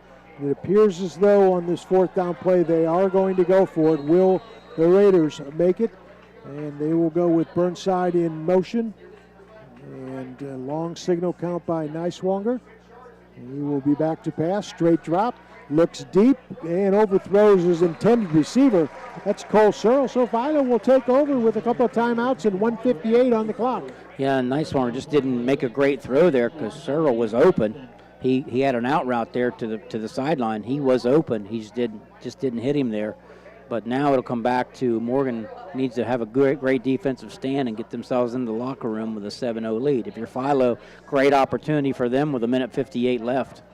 Yeah, the one thing about Philo that I think here in this 3rd week of the season is they don't have a long pass game, so to speak. They don't throw the ball far down the field. They're more of an underneath kind of team, so we'll see if they can nickel and dime their way down the field. Back to pass. Spink, he will throw short, and it's going to be picked off. Over the head of the intended receiver that time, Drew Wright.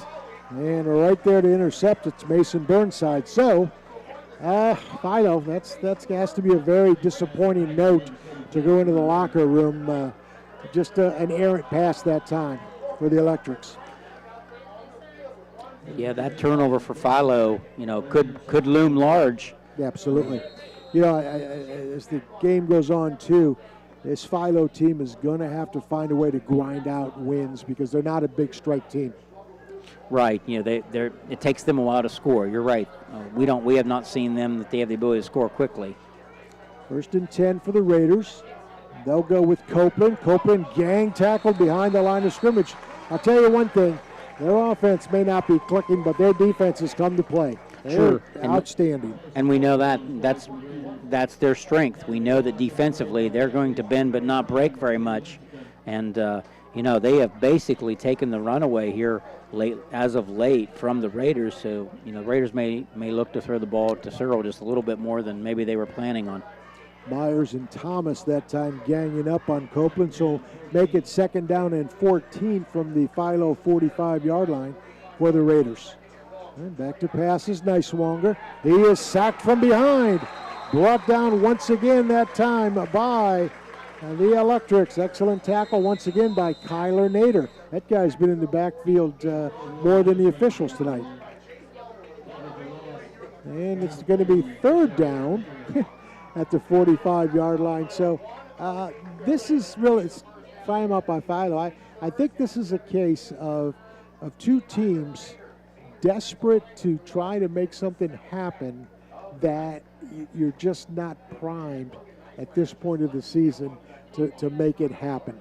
Yeah, but Philo, with 3rd and 17, just called timeout. They think they're going to get the football back. That's what I'm saying. That Morgan could have very well ran out the clock and been happy 7-0. I think they thought they needed more points. By the way, that's 5 sacks, says our stat crew, Linda Stewart. So 5 sacks tonight by Philo, and I think there'll be more pressure as the game goes on. Yeah, there will be, and the longer you keep this type of tempo and this low scoring, anything can happen. But this is the type of game that we expected. We thought that they would gut it out, as you said in pregame, that this would be one of those games that would be gutted out and maybe not be high scoring. No, and to this point, the Electrics have yet to get on the scoreboard, trailing 7-0. So 3rd and very long for Morgan, make it 3rd and 17 officially at the 108 mark, and they will air it deep again. Long ball over the middle. Ouch. That's going to be targeting against Philo, as Carson Copeland had the football but was hit high by the Electrics, and that doesn't make anybody on the Electric side happy. It's going to be a personal foul. You're not going to change it. No, he hit him hard and hit him high, and the flag flew immediately. The helmet to helmet, the targeting, whatever you want to call it, is enforced much more at the high school and college level, more so than the NFL. Although the NFL's done a good job, but it's so controversial. What really is a receiver that can't make the play because you've hit him high? Indefensible, I guess. Yeah, it's difficult because you want to protect people. Wow. So the targeting goes against the Electrics, and that should give the Raiders the automatic 1st down. Am I correct? Well, it will give them what, 15? 15 from the line of scrimmage. 15 from the line of scrimmage. Yeah, it's going to be 3rd down and short, so a huge penalty that time going against Philo. But we're not going to dwell on it, Richard. It just, from my vantage point, it was a high hit. I'm not saying it was intentional. It's a referee call. And inside handoff to Copeland. Copeland fumbles the football, and Philo Electrics, guess what? They've got the football back. I think this is one of those games where the last 5 minutes, I think both coaching staff just want to get in the locker room and regroup. Sure thing. The last possession for Philo, turnover.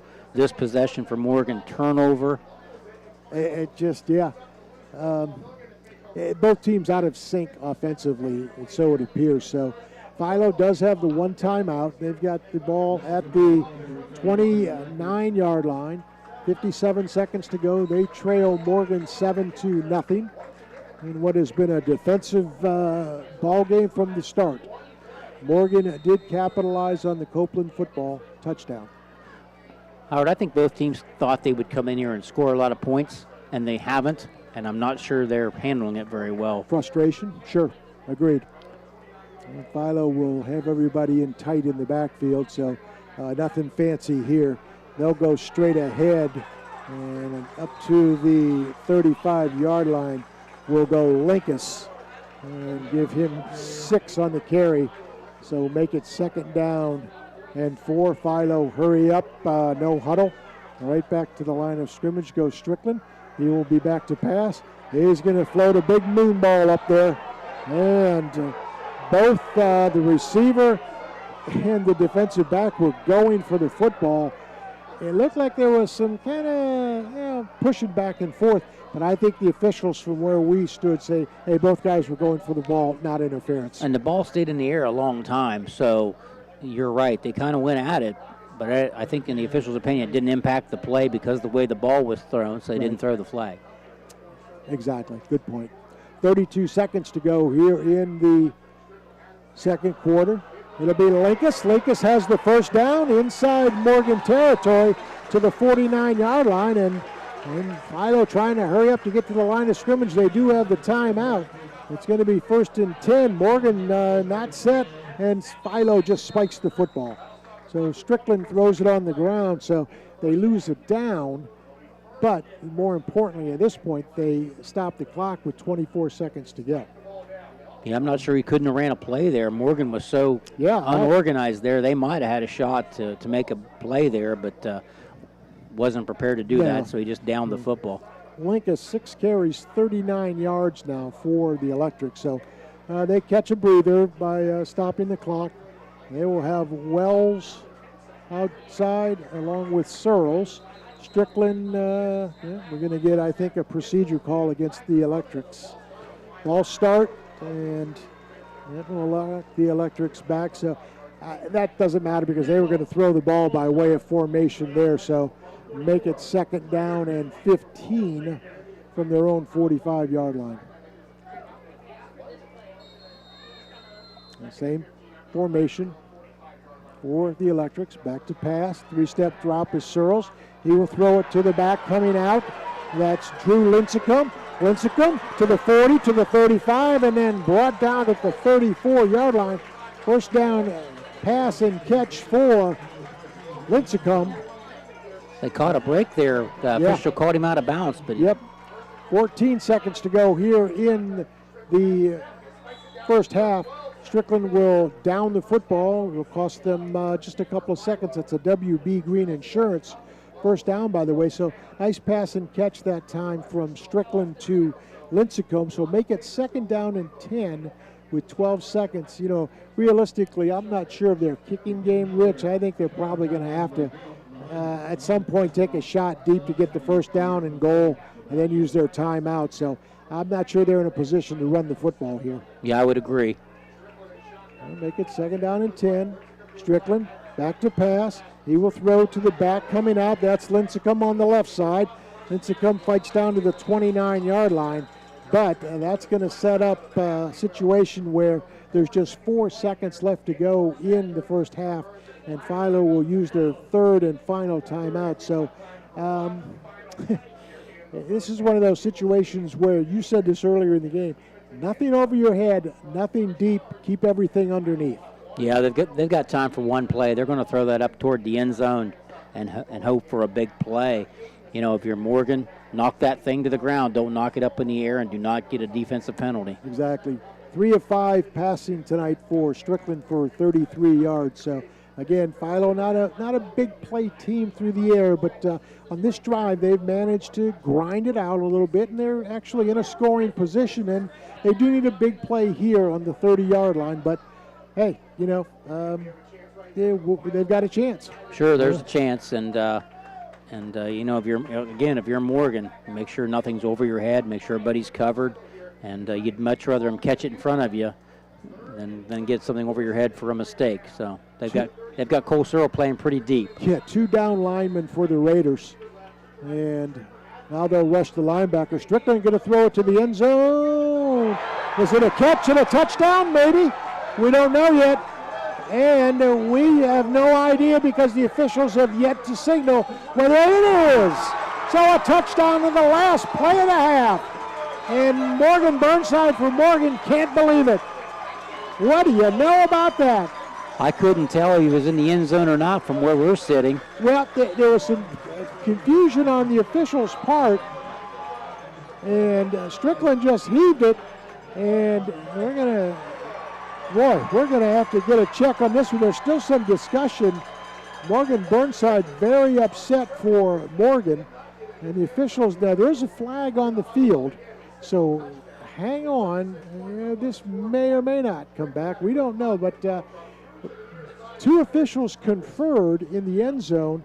One finally said, okay, it's a touchdown. And that's what they signaled. But then later, we have a flag on the play.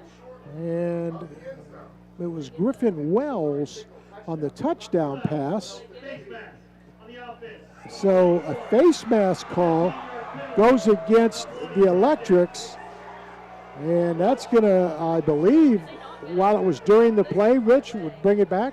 Yeah, that takes the touchdown off the board with the offensive penalty. Yep, and since it wasn't a defensive penalty, they're not going to have one more play, so that should end the half. Am I correct? Yeah, that's my understanding. The only time that half is extended for an untimed down is if the penalty's on the defense. So Philo thought they had the touchdown pass from Strickland to Wells for 30 yards on what we thought was the last play of the first half, but they are, in fact, going to get an untimed down. So it's going to be third down from the 45-yard line, and that's going to be it. So, wow. You talk about a turnaround. That's just huge. Sure was an interesting turn of events there late. Well, I'll tell you, that I think the Electric fans, and fans are fans, I think they thought that the targeting was not a good call, and they certainly don't think that face mask was a good call. You know, I mean, the films will tell, and, you know, we can only say, hey, the officials call what they see. So a couple of tough breaks for Philo in that second quarter. But the good news for the Electrics, it's only 7-0. They're going to get the football back in the second quarter. You're right. Second half, rather. You're right. And they're going to go in and they're going to talk about the penalties, the turnovers they've had. You know, that's not quite the fundamental football that they're accustomed to playing. They'll talk about that and come out and be ready to go second half. Well, you know, if you look at the ball that Strickland threw, that was a nice ball. I mean, that was an excellent corner route to Wells. I mean, you know, we've talked in this first half that, you know, we didn't think Strickland had a big arm, and, you know, they threw a lot of things short. That time he aired it out. It was good. Yeah, threw it into double coverage, and the defenders were, you know, like we talked about, afraid to make a mistake there and get a defensive penalty, and he was able to go up and get it. Well, we are at halftime where the Morgan Raiders, in a surprise, lead the Philo Electrics by the score of 7-0. It's the Patrons Buckeye Mutual Insurance halftime report. So if you're thinking about insurance, make sure you think about Patrons Buckeye Mutual Insurance. We will take a break here. When we come back, we'll have some halftime activity. So stay with us here on Nash Icon. It's 7-0, Morgan over Philo. Like bones, your teeth lose density and become weaker over time, which can lead to tooth decay. And that can make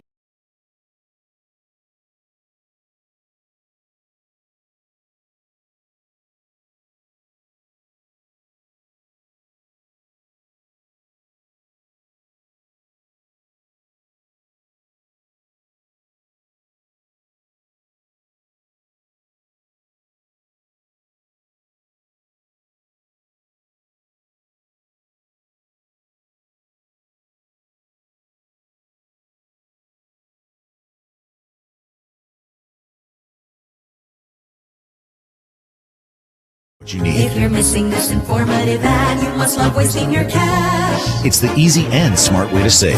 Now it's all been said, so if that earphone was out, put it back in your head. Only pay for what you need at libertymutual.com. Liberty, liberty, liberty, liberty.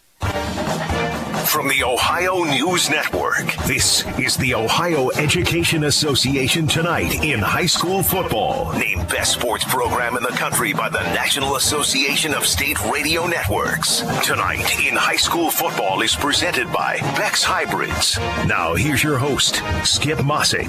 Good evening, everyone, and welcome to Tonight in High School Football's halftime reports here on the Ohio News Network. As we love to do from time to time, we'll visit various parts of the state State and talk some high school football in that area. Tonight we'll hit the southeast corner and chat with Chris Worf, who's done games forever on our Marietta and McConnellsville stations. Chris joins us next on the Ohio News Network. I'm Scott Demaro, president of the Ohio Education Association, and on behalf of the OEA's 120,000 members, we're proud to bring you tonight's game.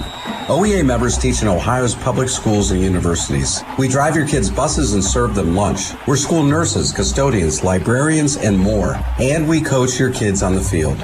We believe in great public schools for every student, and we believe our team is always stronger when we stand together, just as we have for 175 years. Every farmer has their reason for why they do what they do. For Becks, it's faith, family, and farming. Since 1937, the Beck family and family of employees have been committed to honoring God and helping farmers succeed. Farming is full of extremes, and we face the challenges with hard work and steadfast determination, delivering quality line of products backed by legendary customer service. We look forward to standing by your side, supporting you as you live out the life you were meant to live. Bex, when it comes to farming, we believe in something more. This is Tonight in High School Football on the Ohio News Network. Once again, here's Skip Mossick. We are presented by Beck's Hybrids. At Beck's, they are and will remain farmers at heart. And welcome back, everyone. We're joined at halftime this evening by Chris Worf, who has covered high school football in Southeast Ohio for years on our Marietta and McConnellsville affiliates as we talk a little high school football in that part of the state. And, you know, Worfy, I love getting the picture painted of what football Friday nights are like in different areas of Ohio. Tell us about the passion over there in your corner of the world. Well, the greatest thing about it, there's no question that the greatest thing is that the crowd participation, the fan base, doesn't matter if a team's 0-10, projected to go 0-10, or they're going to be 10-0. You get the same thing each and every week, and that is just the reason, a fanatic. You know, you sit there and you talk about it. They are just all over the place, and it's phenomenal down here in southeastern Ohio. People live for football Friday nights. Well, let me ask you about a couple of teams to keep an eye out from over there. Let's begin with Fort Fry in D6, who's off to another nice start to the season. You know, big win at Bel Air last Saturday, a place I know that's not fond of losing, especially at home. Yeah, 62-26. You know, they started the season with a big Division II win, like you mentioned, they're Division 6. But they've been in the regional final 3 of the last 4 years. And also, you know, lost in the state semis 2 of the last 4 years. So they're on the same kind of path, now getting recognized statewide. Last year they played Lima Central Catholic, St. Henry. They played them during the regular season. So when you look at a Kirtland and a Coldwater and these powerhouses, Fort Fry is starting to get mentioned in that same breath. Chris, Division 4, tell us about Morgan, another team off to a nice start at 2-0. Yeah, Morgan have had tough times, especially over the last 20 years. Now they've got a nice young coach, former player, Chase Bowman. He's finally gotten some senior lettermen and a schedule that may be a little bit favorable at the beginning, but I think they can make some noise this year. It's kind of a special year. It's the last season they'll play at their storied football field as they're building a new one at the high school. Everybody has kind of bought into it, and it feels like something really special could happen. Another team to pay attention to in Division 7 is Waterford. I know off to a 1-1 start. Yeah, Waterford ran into a buzzsaw last week. They got beat by a Williamstown, West Virginia team that lost in the state finals last year. And as a matter of fact, that Williamstown team comes across the river. They play Fort Fry as well in Week 10. But Waterford having to replace their top 3 players from last year. They were all 4-year lettermen. And they're still searching a little bit. New quarterback, new tailback, some changes defensively. But I see down the road them ending up winning 6-7 games and making maybe a playoff run where they might win 2 games. Chris, you referenced the facility upgrades at Morgan. I know many schools have made upgrades over the years, but boy, prior to that, many weren't really conducive for radio broadcast. You've been doing this forever. Tell us about some of the most challenging locations you've done games from over the years. You know, the first thing before I get to challenging, I just want to send a thank you out to all athletic directors. And, of course, the longer you do this, the better you get treated. Yes. And hopefully the better you treat the people that you're working with as well. But you want to go tough. I went to John Glenn. opening week, and a great facility if you're a player. Very small press box. They set me up 2 seats in the bleachers in the middle of the Fort Fry crowd, which is like going to a Beatles concert in 1966. I mean, these people are rabid. So I looked across the way, and I saw a softball field with a small press box. It was only elevated maybe 1 story, but my partner and I went over. We got permission to get in there. We were by ourselves. We popped the thing open, and from about 180 feet, did the ball game through a little wired backstop, and that was week 1 this year. Believe me, there's some other ones that you could well tell your own stories, but that's the way I started the season this year. All the things people never know. Chris Wharf, legendary broadcaster from our Marietta and McConnellsville affiliates. Thanks for talking some Southeast Ohio high school football with us this evening, okay? I appreciate your time, too. And we'll be right back on the Ohio News Network. Bex recognizes this week's Player with Heart, Maura K. Joyacey, for her commitment and passion on the field and within the farming community. It's a really busy schedule because this is my last year, my senior year, and my main focus is cross country and track because I'm trying to make it a state. Joyacey plays 2 sports in the fall, soccer and cross country, and she's also president of the FFA. We go to this place called La Terza, and we roast and brew coffee there, and it's coffee from all over the world. So I mostly like to go there to brew coffee from my country. Agriculture is something she grew up with in her native Rwanda. Agriculture is a big part of my childhood. I grew up surrounded by small farms that were started by my family. So agriculture, like when I'm involved in agriculture at school, it's like a replay of my childhood. At Bex, we are and will remain farmers at heart. This is ONN.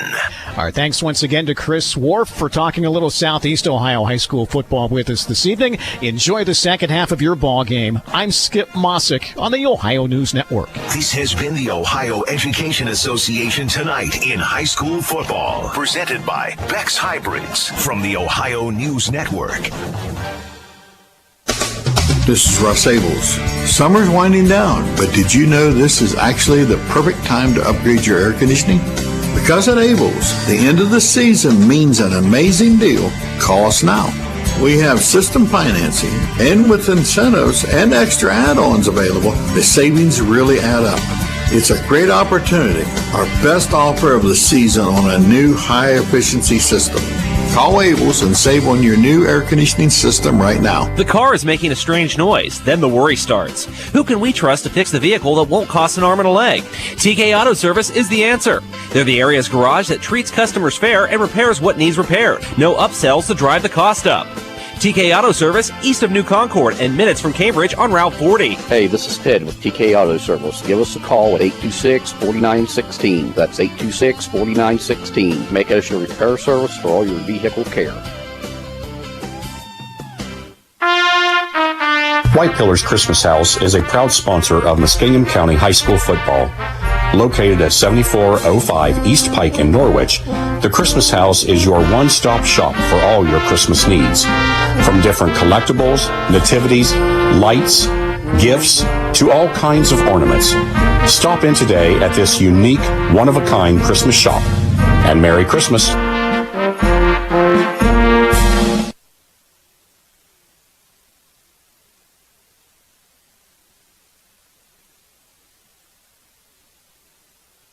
Icon, and we want to give a quick shout out to our sponsors. It was TK Auto Services for our pregame, Greg's Motor Sales for our kickoff, WB Green, of course, on the first downs. Our scoreboard updates are courtesy of Doan Ford, and a White Pillars Christmas score update.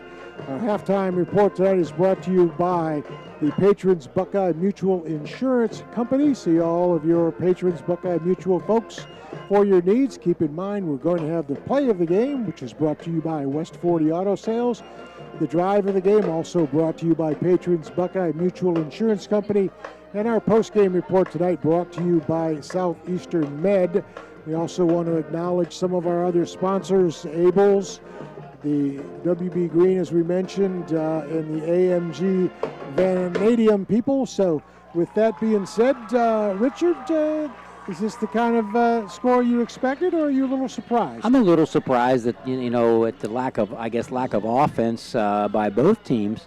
When we know that Morgan has put up big numbers thus far, but we knew that Philo was really good defensively. I guess maybe I was thinking Morgan wasn't quite as good defensively, and they just overpowered you with their offense, but that has been far from the case. Morgan's done a great job defensively, shutting out the Electrics in the first half. So credit to the Raiders. They have showed up ready to play. And, if you're Philo, you're probably a little bit disappointed in the turnovers you've had and some of the key penalties. But, you're only down 7-0. You're playing at home. It's week 3. We have a nice, excited crowd here tonight. Mm-hmm. So and you get the ball back. And a lot of football left. Yeah, you get the ball back to start the second half. Let's take a look at some halftime numbers first for Philo. Through the air, Case Fink 0 of 1. He did throw the interception. Strickland also threw an interception. He was 3 of 5 for 33 yards. Linkus caught a ball for 13. Lincecum caught a couple for 20 for the Electrics rushing. Linkus 6 for 39 yards. Strickland 3 for 9. Savage 3 for 8. Lincecum just a couple for 7 yards. So not really a lot of offense tonight for the Electrics in the first half.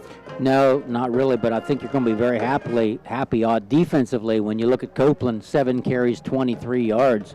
Does have the touchdown, but you'd be very happy with that if you're the Philo defense when you look at the numbers that Copeland put up the first 2 weeks. Yeah, so good job. That's 2 weeks in a row because last week they shut down a guy by the name of Olstrom from Carrollton who had 2,200 yards rushing last year. Philo held him, I think, to about 122 yards. This is an excellent defensive team. Copeland, as Richard mentioned, 7 for 23 yards on the TD. Campbell, a couple of carries for 17. Through the air, Niswonger, 8 of 13 for 92 yards, but sacked 5 times.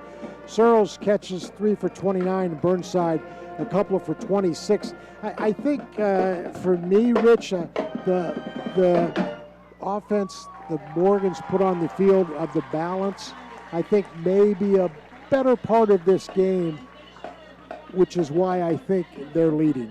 Yeah, I think so. You're right. They balance, and Cole Searle's one of the best receivers in the MVL.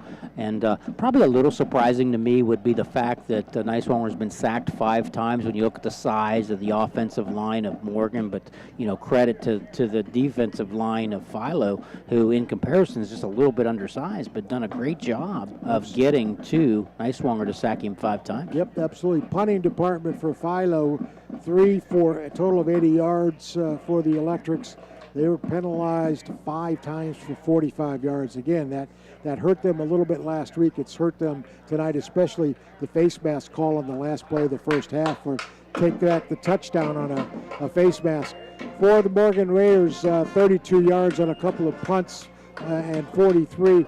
They were only penalized 1 time for 5 yards were the Morgan Raiders. So we stand 7-0 here at halftime, and Rich, Philo will get the ball back to start the second half, and I know you want to make a special mention before we start talking about the second half. Yeah, I do. I want to give a shout out to Keith Spare, a long-term member of the Morgan community, Mr. Everything, Mr. Morgan they call him. Beautiful. What I was told today was in an accident quite some time ago, but have been told he's listening tonight to the Morgan broadcast. So shout out to Mr. Spare. I hope you get well soon. I know the community is pulling for you to get well as soon as possible, and we certainly are too, but just wish you nothing but the best, and so glad you can join us tonight if you're listening. Absolutely. Guys that have been with programs in high school sports for 20, 30, 40 years. I admire those guys because they have seen it all.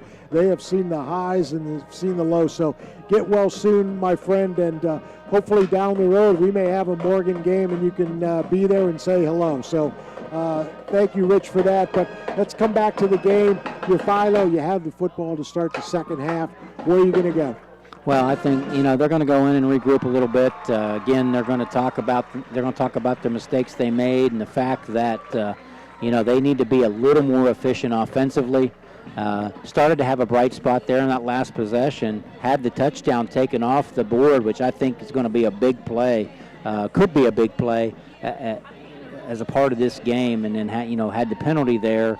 And but I guess the good news would be, I'm not sure that was a clear-cut touchdown from our angle. We couldn't tell. They got credit for it. I'm not saying it wasn't, but it wasn't obvious. I'll tell you that from where we're sitting. Yeah, if you're coming back to the play, it was right at the pylon, at the end zone, right at the goal line and the pylon. The defender for Morgan throwing his hands up and down, acting a little under the weather there, swearing that it either wasn't a catch or he was out of bounds or something that he didn't agree with. But the officials did confer, and they did eventually rule a touchdown. However, in the meantime, one of the officials on the far side of the field, unbeknownst to all of us watching the confusion in the end zone, didn't see that flag, and it happens to be a face mask going against the Electrics, and that brought the play back. And boy, that brought the faithful out of their seats. Yeah, I think that would have been a huge momentum play for Philo, to score, tie the thing up, and then know you're going to get the ball back, start the second half. But this, in my opinion, and I've said this a long time, sometimes the most important part of any athletic contest is the first 3 minutes of the third quarter. So I think this is a big possession for the Philo Electrics coming out of halftime. Your Philo, now week 3, 2.5 games. I'm not saying Strickland and Fink are subpar. They're good athletes, otherwise they wouldn't be in this position. But they haven't really thrown the ball with any kind of consistency. You got to take away the Athens game 1, which wasn't really a contest, so to speak. So you really couldn't gauge how good your football team was. Last week against Carrollton, you struggled through the air. You're kind of struggling a little bit in this first half.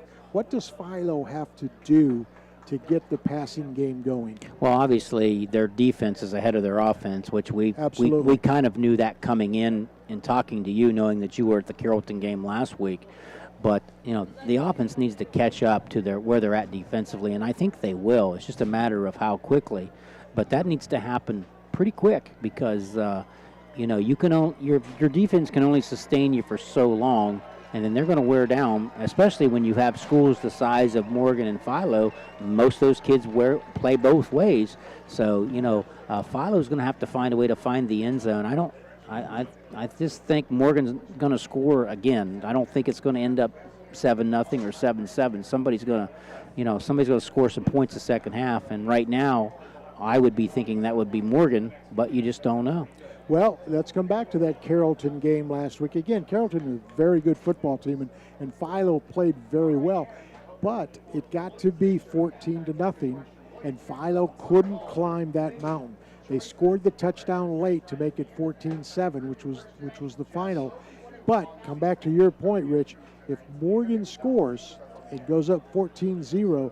That's a long haul for the Electrics in this contest. I think it's very imperative that they either score, like you mentioned, in that first drive, get that first 3 minutes going, or keep flipping the field by way of the punting game.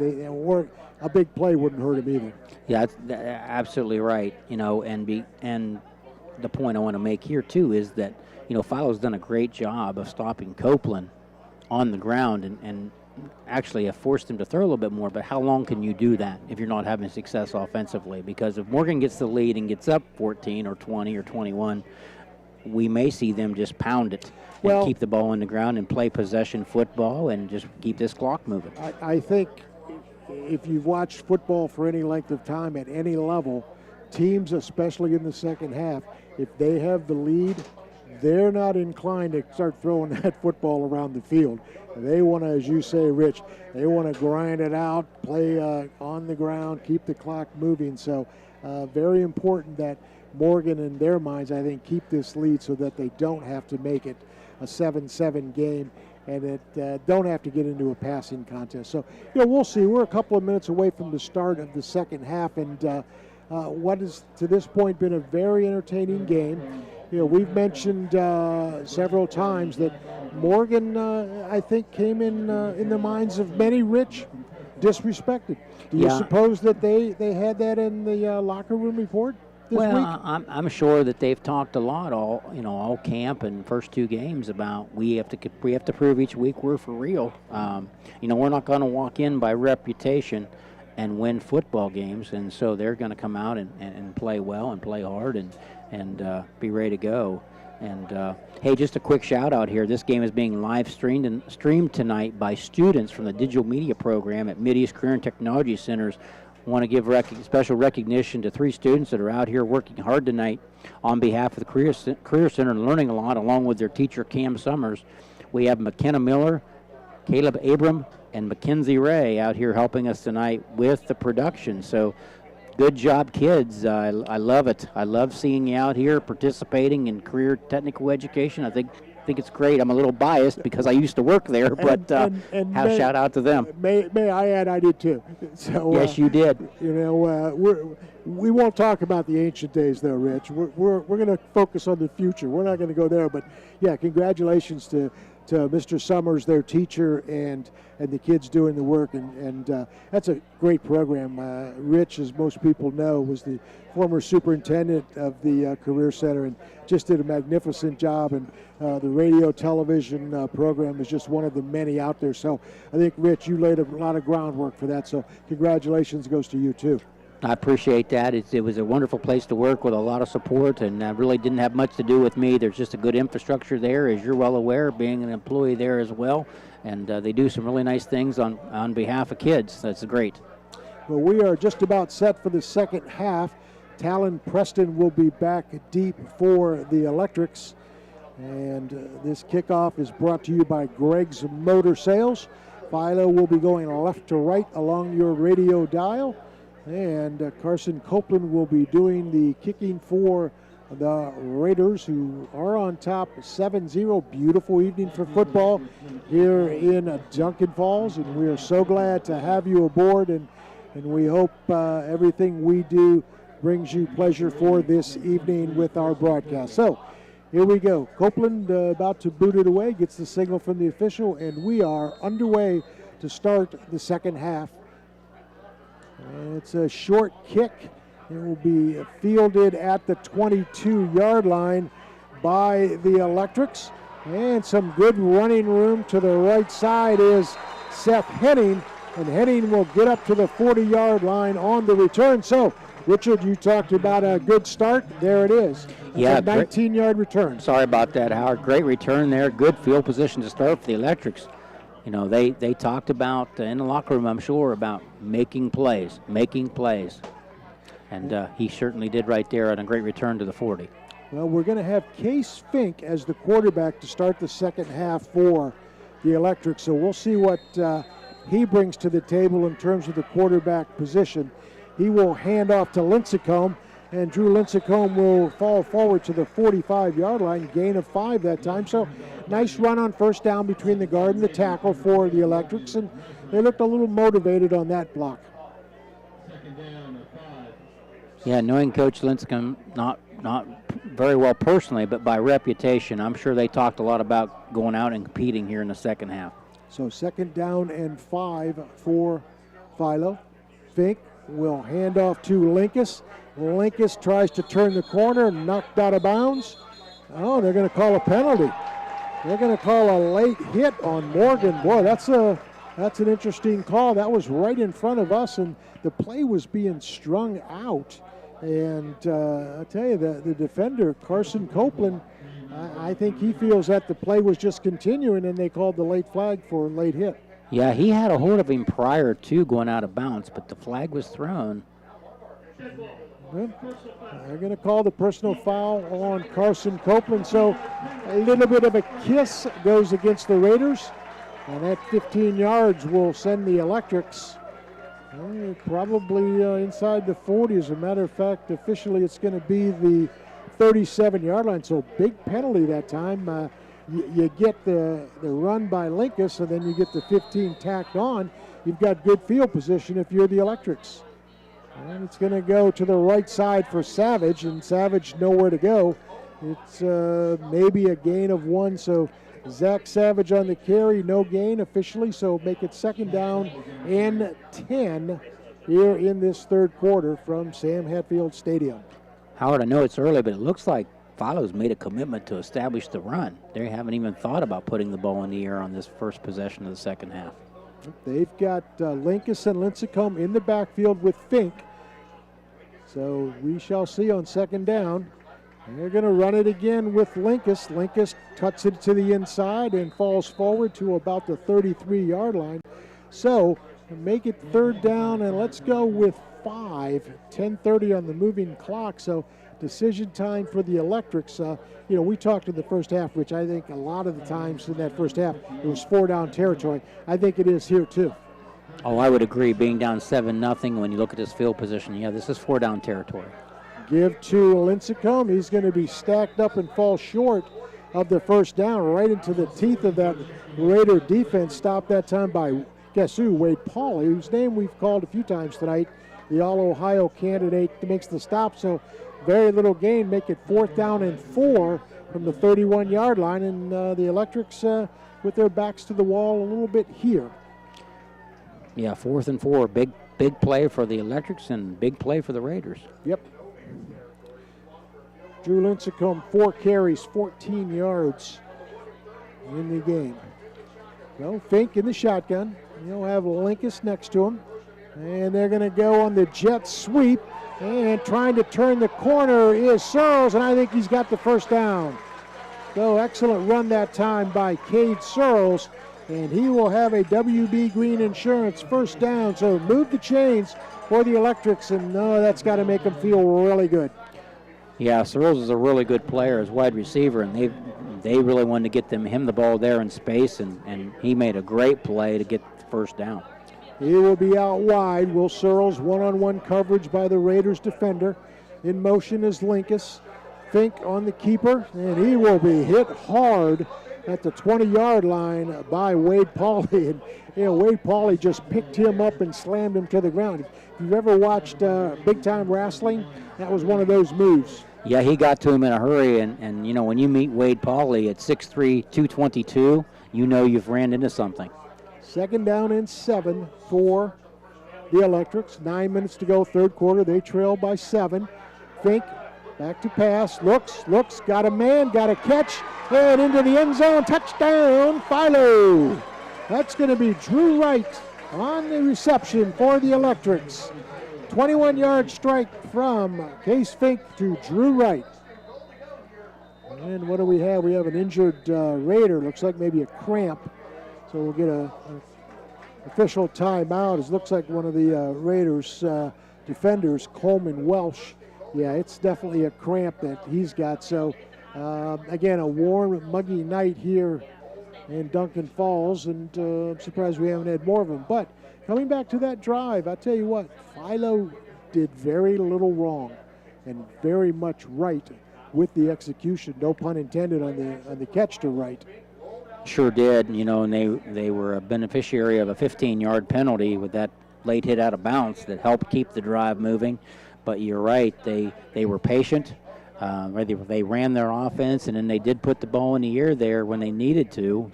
So maybe that's going to be the way of the second half, is a little more less one-dimensional, yeah. And we may see a better mix of the pass and the run. Yeah, I think one of the things that the coaches, I guess, would talk about at the halftime is we need some more balance in the offense. And Case Fink threw the ball that time. Was a very good pass. So Coleman Welsh still being attended to by way of the cramp down on the 5-yard line or so, and they're still working on him. So it may be a moment or so delay. So normally when guys get cramps this time of year, they just kind of they push on your foot and kind of bend it backwards, and that relieves that strain on the calf muscle, and you're up and you're bouncing around. But this looks to be a little bit more serious. They're putting a lot of pressure on that young man's foot, but it appears to be a cramp. So hopefully he'll be up and at him here in the next minute or so. So Philo will be awaiting the extra point, and Welsh now coming up, and looks to be in some discomfort, but he's walking and looks back to normal. So. Which is great. Yeah. While it hurts immensely, we're glad that's not a serious injury. Yeah. All right, so for the Electrics, they are going to be attempting this extra point in an effort to tie it up. Let's see now. Oh, you know what? They did not give Wright the touchdown. My error. They said he was down inside the 1 yard line. Oh, my. So take that back. Wright did not score the touchdown. They said his knee somehow touched. So it's first and goal inside the 1 yard line for the Electrics. And it's going to be Case Fink. Is he into the end zone? He is. So just academic. So again, the pass to Drew Wright, he was clearly in the end zone on the reception, Rich, but for some reason they said he was down, but we're past that, and Case Fink scores the 1 yard touchdown run at the 8:46 mark of the third quarter, and now Philo awaits the extra point try. So 7-6 in favor of Morgan. Peyton will be the extra point attempt. Strickland the holder here. Yep. All right, so Mr. Payton, the play is snap, fumbled, and Morgan recovers. So the extra point snap is fumbled, and Strickland never had a chance to get his hands on it, so the center just bobbled that. So Morgan stays in the lead, 7-6. So everything Philo did right comes back to hurt them on that play. Yeah, you'd like to had that tied up there. But at least they did come out and really had a nice possession to start the third quarter. Yes. Now, defense going to be tested again because Morgan's going to be expected in their mind to go down and answer. Well, I'm thinking that Morgan at the half, adjustment-wise, I think they probably felt pretty good that they didn't need to change a lot. I mean, at 7-0, they would like to have more points, obviously, but they held Philo scoreless. So whatever adjustments Philo put in at halftime certainly worked. Now we'll see if Morgan can answer back with the touchdown scored by Philo. Back deep will be Kyle Campbell for the Raiders along with Mason Burnside. And they will await the kick. Well, we are set to go with Morgan on top, 7-6. And here, we'll get the official signal, and off we go. And another squib kick, and fumbled that time by the Raiders, and then finally picked up. My goodness, Philo, they opened the game with the squib kick. That kick, by the way, was brought by Greg's Motor Sales, and they opened after scoring the touchdown in the second half. They do the same thing. They very nearly came up with it. Sure did. They had their hands on it. They just couldn't secure it. And fortunate for the Raiders there that they were able to recover and maintain that possession here. So the Raiders dodge a little bit of a bad break there, and they have it 1st and 10 at their own 32-yard line. Niswanger will be in the shotgun. He will have Carson Copeland next to him on his left side. And it's going to go to Copeland. Copeland straight ahead, breaks a tackle, breaks another one, fights hard, and gets 10 yards and a first down, and we have a penalty flag. And that may be a hold on Morgan. And the referee made the call. Sorry about that, Howard. When you look at the location of the flag, more likely it's holding. Well, a penalty goes against the Raiders and take away that nice 10-yard run by Copeland. So a couple of tough breaks penalty-wise for the Raiders here in this second half. They got a late hit on Copeland in the first drive of the second half by Philo. Eventually they scored, and now a first down's brought back by Copeland on a holding call on one of the linemen. So make it 1st and 15 for the Raiders. Clock moving, 8:20 to go, third quarter. Morgan on top of Philo, 7-6. And back to pass is Niswanger. He's going to throw it out to Copeland. He's got room. He's to the 40, knocks somebody down and up to the 47-yard line. And I'll tell you what, big hit that time by the Electrics. Talon Preston came up, and boy, Copeland just lowered his shoulder and hit him hard. Yeah, Copeland is a true running back, and he doesn't mind initiating the contact, obviously, right there. He just put his shoulder pad down and said, "Stop me." Well, they eventually stopped him, but that's a 12-yard pass reception that time for Copeland. He is such a weapon out of the backfield. He has been a real difference maker, his pass catching in this football game. 1st and 10 for the Raiders. Well, keep it with Copeland. Copeland breaks a tackle, breaks another one, near another first down. And I'm guessing, Richard, the adjustment from Morgan at halftime is feed him. Yeah, one thing I've noticed here, they challenged their offensive line a little bit at halftime about, blocking up front and creating gaps for their running backs, and they've answered the bell so far. Last 2 running plays have led to big yardage for Copeland. Copeland, 8 carries, 32 yards. Doesn't seem like a lot, but he's gotten big chunks here in this second half. 1st and 10 in Philo territory. Are the Raiders? Will they go back to Copeland again? They will keep it with Niswanger on the quarterback keeper. And Niswanger will get the first down. Gain of 7 on the play. One of the linemen down for Morgan. It looks to be Owen McCoy, a junior lineman, 6'1" and 230. And we didn't see exactly what happened, but he seems to be in some discomfort. So we're going to take a quick break here. You're listening to high school football on Nash Icon, where tonight it is Philo trailing Morgan 7-6. We'll be back in 60 seconds. The Guernsey Muskingum Electric Cooperative loves Southeast Ohio, where the hills roll, the roads are crooked, and the trees are plentiful. Keeping the lights on in our beautiful corner of the state is a challenge.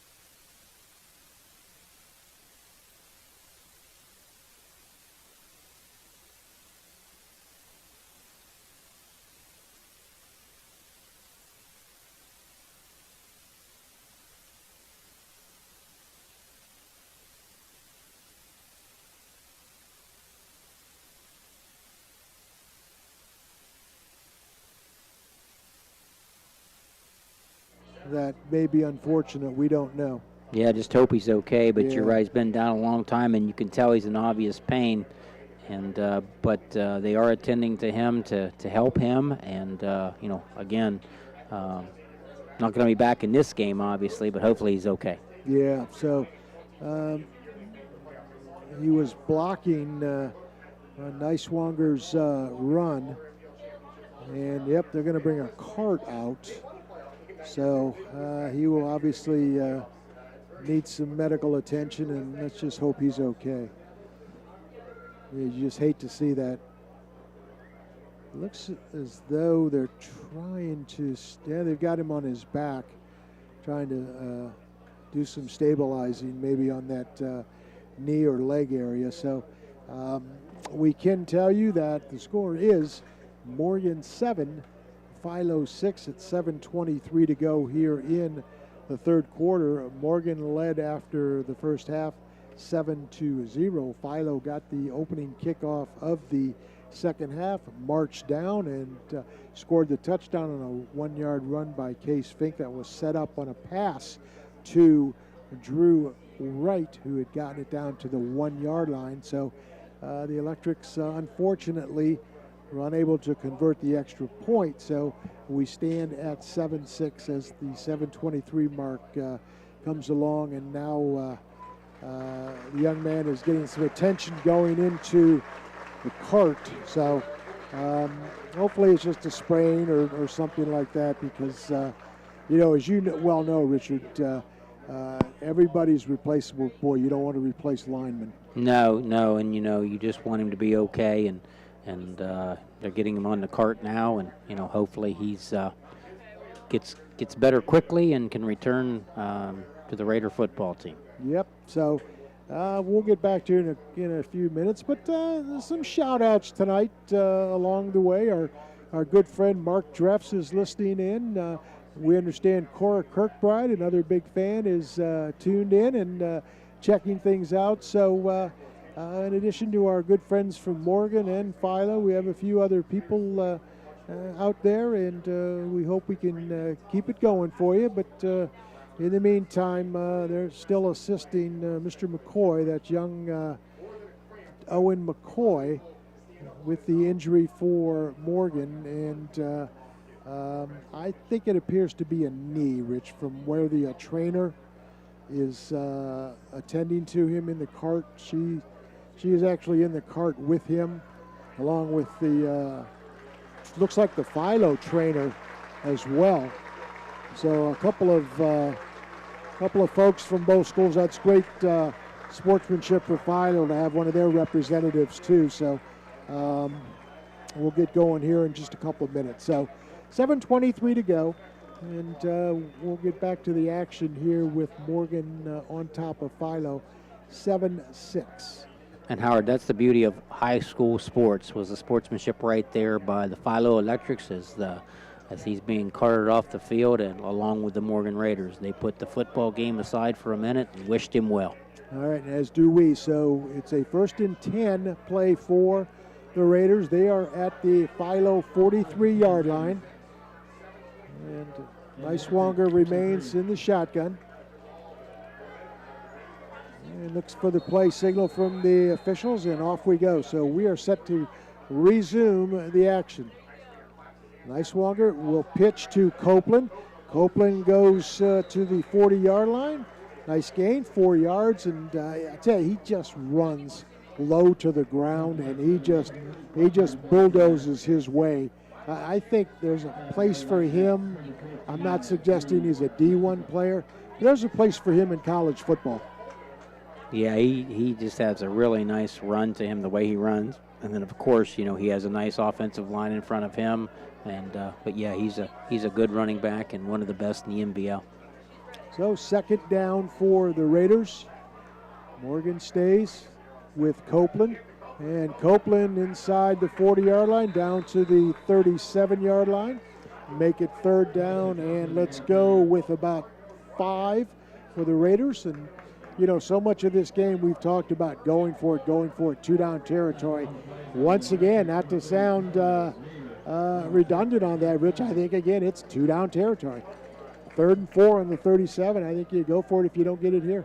Well, absolutely. And also, Morgan is running the football and playing the clock game as well. We're down to 6 minutes here in the 3rd quarter. This quarter's been moving pretty quickly because when you run the football, if you take away the injury, the clock doesn't stop much. 3rd down and 4. It's going to be Niswonger rolling out. He'll break contain. He'll get the 1st down to the 30, to the 25, and down he goes at the 25-yard line, and a WB Green Insurance 1st down for Logan Niswonger. And he did a great job of avoiding the rush that time. He's got 3 carries for 12 yards, does Niswonger, and it's going to be a 1st down for the Raiders. Yeah, great job there. He saw all his receivers were covered and just took off center to the middle of the field and had a nice gain there for the 1st down. We talked about Philo running with determination in the 3rd quarter. I think Morgan's doing the same thing. And motion is Copeland. Niswonger will keep the football, turn the corner to the left, get down to the 23-yard line. Flag comes in, and I think we're going to get another infraction going against the Raiders. Another little kiss, maybe another holding call against Morgan. Yep. We're going to say that. So that will kick Morgan back a step or so, and will negate a nice run by Logan Swanger. That's penalty number 4 for 35 yards. And it will bring up a first down, and let's go with 19. And my guess is Morgan's got 4 cracks at it here on this drive. Yeah, I would say we look at field position, there would be no benefit to a punt. And so you're right, they've got 4 opportunities. Niswonger has Burnside in motion, comes across, and he will fake the handoff and go to the wide receiver screen, and trying to cut it to the inside after the catch is Cole Searle, and Searle gets back to maybe the original line of scrimmage, so the little bubble screen, wide receiver screen for Searle.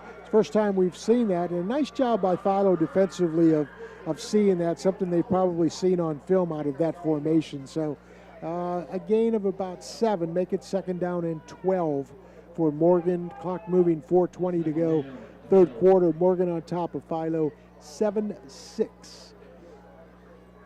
Yeah, Searle did a great job there. He went to the outside and had nowhere to go, and then the Morgan offensive line did a good job of rotating blocks and created a 7-yard gain for Searle there. It's going to be Niswonger on the carry, cuts it to the inside and gets down to the 25-yard line. And once again, Philo has to buckle up and play defense as Morgan third down and I'd say probably 10. So as you've alluded to, Richard, 2-down territory in this particular case, 4-down total. 3rd and 10 for the Raiders. Copeland will now be a slot receiver for the Raiders. Niswonger back to pass, looks over the middle. He's got the completion, and that will go to the receiver Coleman Welsh, and Coleman Welsh has a WB Green first down. You know, Rich, that's the same play that they ran with Copeland in the first half. That little curl, that little down 10, stop and curl back, and that time they caught another completion. Yeah, and Copeland draws a lot of attention. He runs that curl pattern in the center of the field, gets all the attention. Then they made that throw on the outside to Welsh for a big gain. 11 of 16, 127 yards for Niswonger. Straight ahead, it's going to be Pauly, and Pauly bowls his way down to about the 10-yard line. This is where they like him in that formation that we talked about in the pregame, that he's a big, strong guy, and you figure he's going to get 5 yards just by looking at the defense. Yeah, again, and Morgan is having enough success with the run that they're controlling the football, and this clock is just ticking down to 2:23 left here in the third quarter. Yep, so Copeland and Pauly in the backfield along with Kyle Campbell for the Raiders. Oh, Campbell can't handle the pitch, and I think it's Philo's ball. Yep, it was a high pitch. Unbelievable. You've got Pauly and you've got Copeland as your lead backs, and you pitch it to your other guy. He can't handle the pitch, and bad things happen. Yeah, turnover there, big play of your Philo to get possession there. Morgan was doing a good job of, controlling the football with the run, and now there's the mistake that leads to the Philo possession. Well, I'm going to say the next time they're in that situation, only 2 guys get the ball, Copeland or Pauly. In the meantime, it's going to be the Electrics with the football and down a point with 2:10 to go in this third quarter here at the home field of the Electrics. It's going to be a run this time, and a good run by Max Zimmerman. And Max Zimmerman has a WB Green first down carry, good for 13-yard lines, and Philo coming back right where they left off, moving the football. Yeah, and you could tell they're really aggressive there on that first play. Zimmerman on the carry, or I should say Strickland hands. And that was Zimmerman up to the 30-yard line. So make it second down and 7, and Philo going right to the line of scrimmage. No hesitation. They're going right at it. Strickland fumbles the ball momentarily. He's got a man, got a completion, and then knocked out of bounds. It's good to Cade Searles, and that's a nice ball by Strickland that time. Took his time, got his feet set, and hit Searles with a strike and a WB Green first down. Yeah, I think Morgan just a little bit confused as they're not set defensively. And then straight up the middle goes Zimmerman, good for about a yard. So Morgan really wasn't set defensively, and they kind of got a break there as Philo had run the ball up the middle because they were not in the right formation. Make it 2nd down and 9 now for the Electrics. Yeah, great tackle there by Slade Glab of Morgan to stop that run. But you're right, they were a little disorganized, so Glab did a nice job of making the tackle there for the Raiders defense. Strickland with Linkus and Lincecum in the backfield. And Strickland's going to keep it himself, and he's going to get to the 45-yard line and going to bring up an interesting situation for Philo. It's going to be 4th down. Now let's make it 3rd down and about 4. So interesting development here for Philo.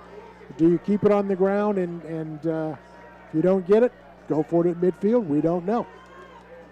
But Case Fink is back in the game as quarterback. We do know that. And Fink back to pass and looks to the sideline. Got a catch. Beautiful ball by Fink. That's a great route by Searles. And another WB Green first down. That might be the best pass we've seen tonight. Little corner route timing, and Searles just had his defender beat hard. First down for the Electrics. Fink stays in at quarterback. He will hand straight ahead to Linkus, and Linkus will go to the 43-yard line. Clock now at 25 seconds to go here in this 3rd quarter, and the Electrics will have a 2nd down and 7. Searle on the tackle that time for the Raiders. Case Fink stays at quarterback with down to 15 on the clock. Hand it to Linkus. Linkus close to the first down. And going to be 3rd down and short. And this is what Philo wasn't able to do last week at Carrollton and again tonight in the first half. And that's stay ahead of the chains, meaning that instead of 3rd and 7, 3rd and 2, 3rd and 3 looks very favorable. They've done that very well here in the second half. Another cramp, by the way. So, as the Philo Electric is being attended to, we can tell you that 7-6 Morgan over Philo, and I think that's going to end the 3rd quarter. So we will step aside here. We'll come back in 60 seconds. You're listening to High School Football on Nash Icon 7. The car is making a strange noise, then the worry starts. Who can we trust to fix the vehicle that won't cost an arm and a leg? TK Auto Service is the answer. They're the area's garage that treats customers fair and repairs what needs repaired. No upsells to drive the cost up. TK Auto Service, east of New Concord and minutes from Cambridge on Route 40. Hey, this is Ted with TK Auto Service. Give us a call at 826-4916. That's 826-4916. Make us your repair service for all your vehicle care. Crowd gets the snap. Hands to Henderson, running on a left angle to the 50.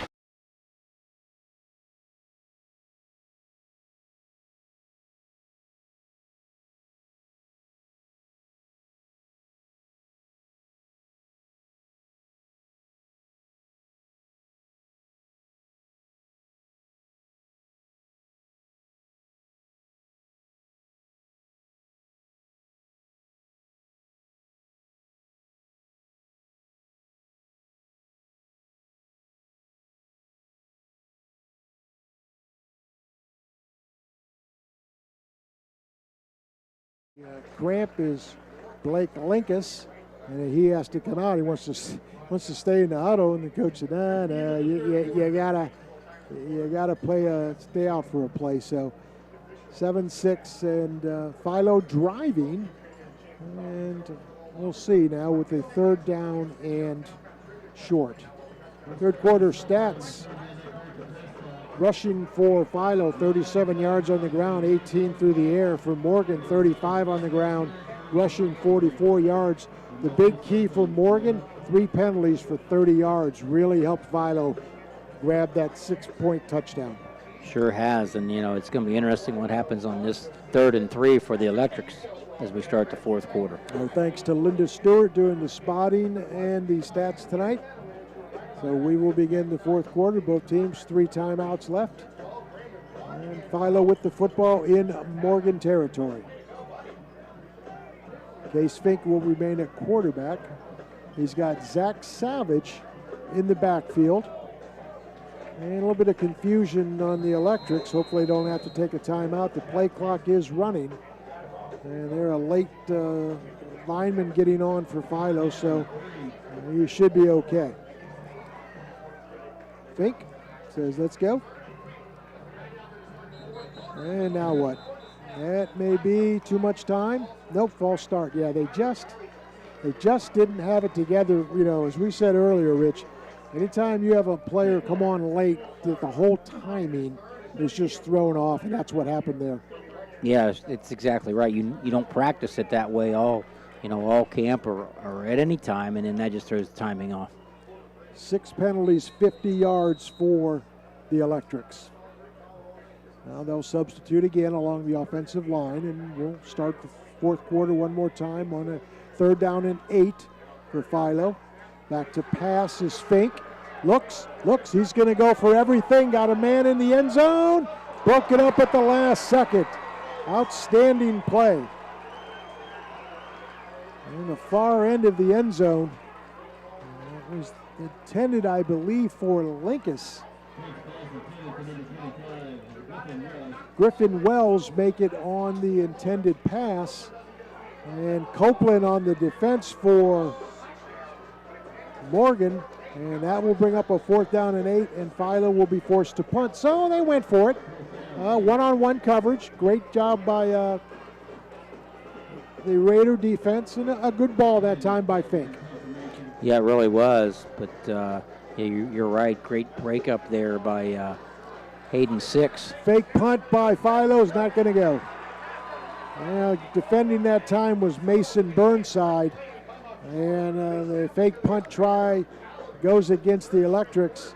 And so now Morgan will have the football with good field position. And give Philo credit for trying something a little bit trickery. Yeah, they've had that work out and almost work out a couple of times. Yeah. Little surprised they do it here, sacrificing a little bit of field position, but they know they have great confidence in their defense, so they took a risk. Morgan's going to have it 1st down at their own 44-yard line. And they will stay with Copeland in the backfield. Aiden Weaver will be the wingback, and he will go in motion. Will Weaver. Copeland gets the handoff on the left side, and not much running room defensively for the Electrics. Good job on the interior by Mason Thomas. Mason Thomas, good game tonight on both sides. So make it 2nd down and 7 for the Raiders. We are in the fourth quarter where Morgan leads 7-6. Philo scored in the 3rd quarter, but unable to kick the extra point, and that's where we stand. Morgan 7, Philo 6, 2nd down and 7. Weaver stays as the wingback, then goes in motion, flips to the other side. And Niswanger on the keeper, and he gets nowhere. Another excellent job defensively by the Electrics. That's back-to-back tackles by Mason Thomas. Mason Thomas, 6 foot, 240-pound senior. Nice job. And 3rd down for the Raiders. Again, that Philo defense, bends but doesn't break. They're doing a great job with their front group getting to the runner. 3rd and 7 for Morgan. Niswanger in the shotgun. Back to pass. Got a man, got a 1st down. Nice ball that time by Niswanger. An excellent catch by Cole Searle. Interesting, when both teams have needed a reception, it's been Searles for Philo and Searle for Morgan. That's a great ball that time. Yeah, they go to their playmakers, and Searle did a great job protecting the ball with his body so that he was the only one who could get to it. The ball was thrown out there, and Searle did a great job making that catch. 1st down, WB Green Insurance 1st down, by the way. 10 minutes to go in the football game. And Morgan in Philo territory at the Electric 45. They'll come back to Copeland. Copeland breaks a tackle, breaks another one, gets 7 yards. And Copeland that time just spun away from the defense and did a nice job of keeping his feet and able to get near the sticks. So Morgan with an impressive drive. Yeah, Copeland, very skilled running back. He's proved that, the first 2 weeks and again tonight. But as we move forward, they keep the ball on the ground and picking up yards. The clock continues to run. Yep, down to 9:30 to go here in the football game. Morgan driving after taking over on downs when Philo's fake punt didn't result in the first down. Carry that time by the Raiders.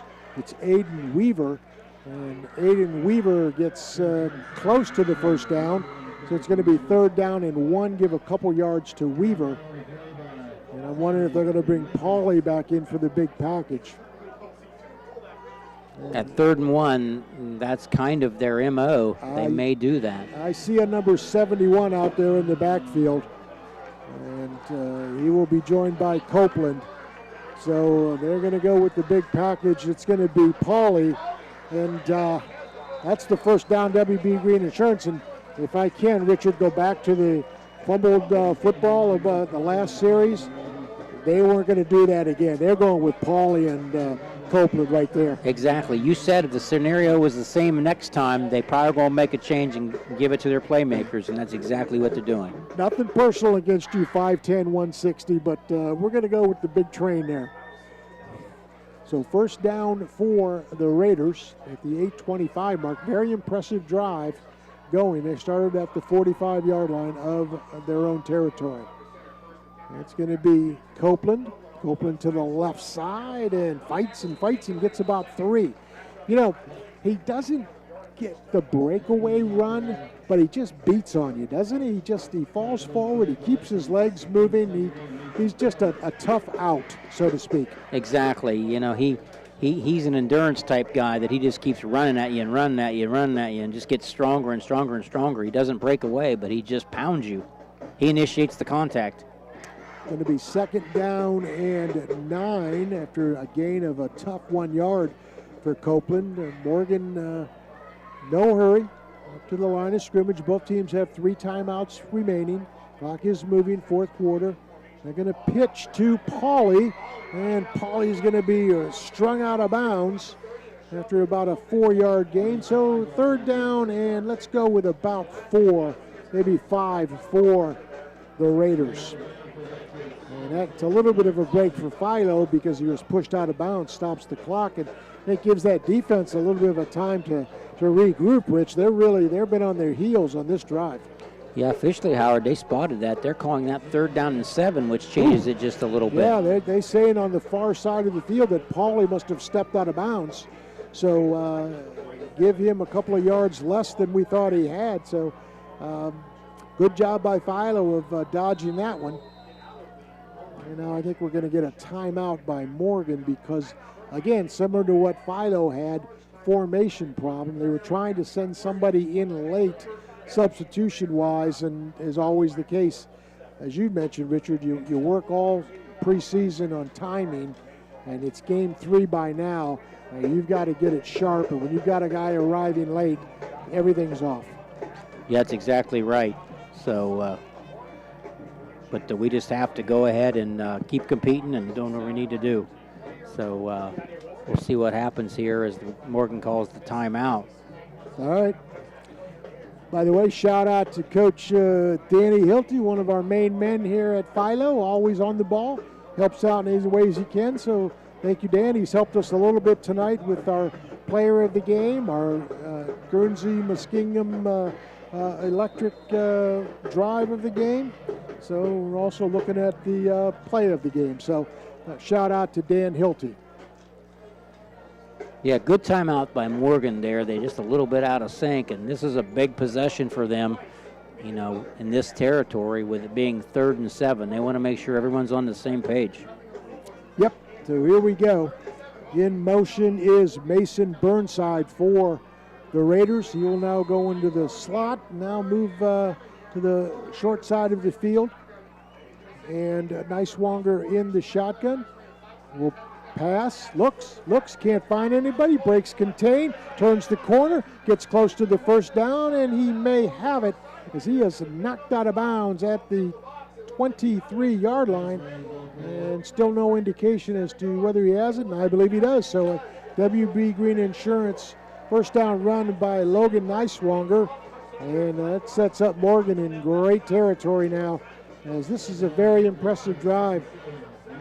Logan Niswonger, 21 yards rushing here in this football game, but it seems like more because his opportunities when they've come have produced really good results.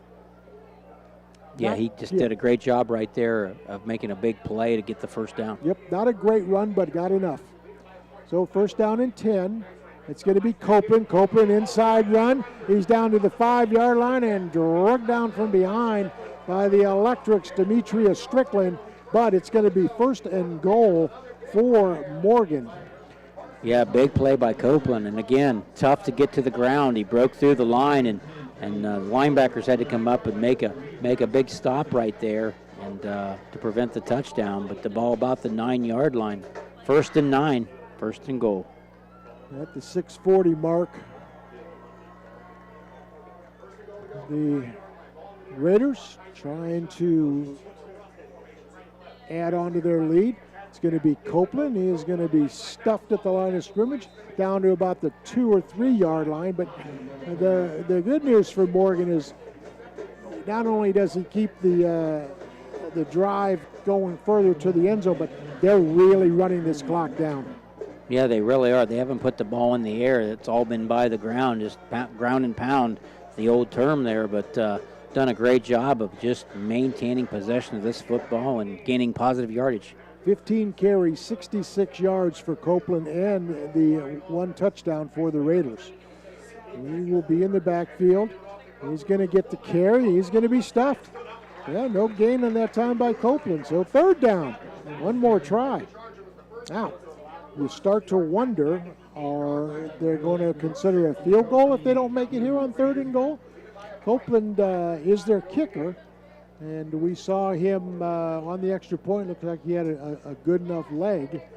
But in my opinion, I'm not sure, given that Philo's not really a field goal type of team, I'm not sure a field goal here, make it 10-6, is going to matter. Philo's going to have to score a touchdown. Right. So they're not concerned about a field goal. So my guess is Morgan's going to go for it on fourth if they don't get it here. Niswonger looks to pass, looks, flushed out, cuts it inside, gets to the 1, gets to the end zone, stopped just short. Okay, so it's going to be fourth down and goal now for Morgan. And what do you do here? Looks like the spot when they got everybody off the ground's about the 4. Yeah. So fourth and goal from the 4-yard line. And well, you're not going to punt it. We know that. Field goal's not going to do you really any good. So you're going to have to go for it here. I'm just thinking, yep, it's Pauly in the backfield. It looks like Copeland in motion. Goes across the field. Niswonger looks to the back of the end zone, and it's picked off.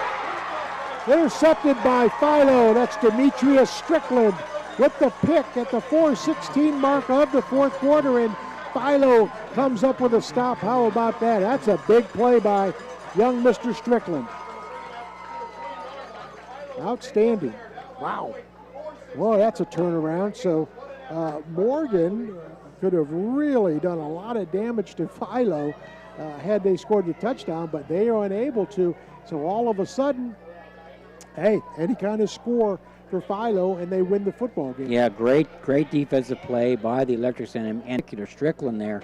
Ball hung in the air just a little bit long, gave Strickland time to get to the corner of the end zone and make that play, and there was an awful lot of blue jerseys down there as well. So well played by the Electrics here. All right, here we go. 4:16 to go here in the football game. It's going to be a carry by Blake Linkus, and Linkus has good running room up to the 33-yard line. So Blake Linkus on a first down WB Green Insurance carry. And it's going to be 1st and 10 for the Electrics. Plenty of time 4:10 to go, fourth quarter. Both teams have timeouts. Philo with 3, Morgan with 2. Clock is moving, and the Electrics have a long way to go. Fink remains at the quarterback. He will give on the inside handoff. That's going to be Zach Savage, and Savage runs with determination up to the 45-yard line, and another WB Green Insurance first down for the Electrics. Well, you can feel the momentum just shift a little bit when Morgan went down there and did not score. Yep, they got punched. Inside handoff, fumble on the field. Who's got it? Nobody knows yet. Boy, oh my, who's got it? I think Philo kept the football. Wow. Whew.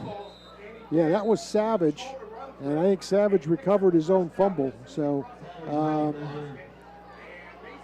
however, Burnside up a little bit tender there. I think he kind of got a knee in the helmet there and all that scramble for the loose football. And now does Morgan decide to take a timeout here? The clock is stopped. I think it's an official's timeout.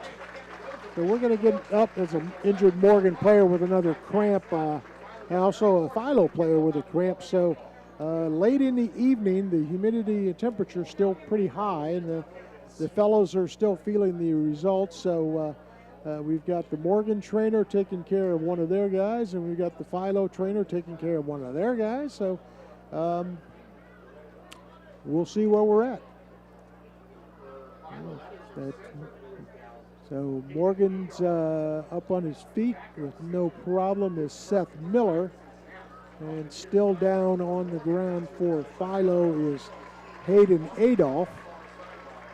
And he's definitely got a cramp too. So I think he's about to, he's going to get up on his own too. So both guys will come out for a play, and then they'll be back in there. Get some fluids and get back out there. So here's the deal. 1st and 10 for the Electrics. They are on the Morgan 45-yard line. Now, Philo, on the other hand, will take a field goal, whereas it wasn't going to do Morgan any good. The Electrics, if they get down there and get stalled, they really could win the game on a field goal. Sure, and you can see the momentum has just shifted to Philo, as I just said. You know, Morgan's got to step up and believe in their football program and get a stop here.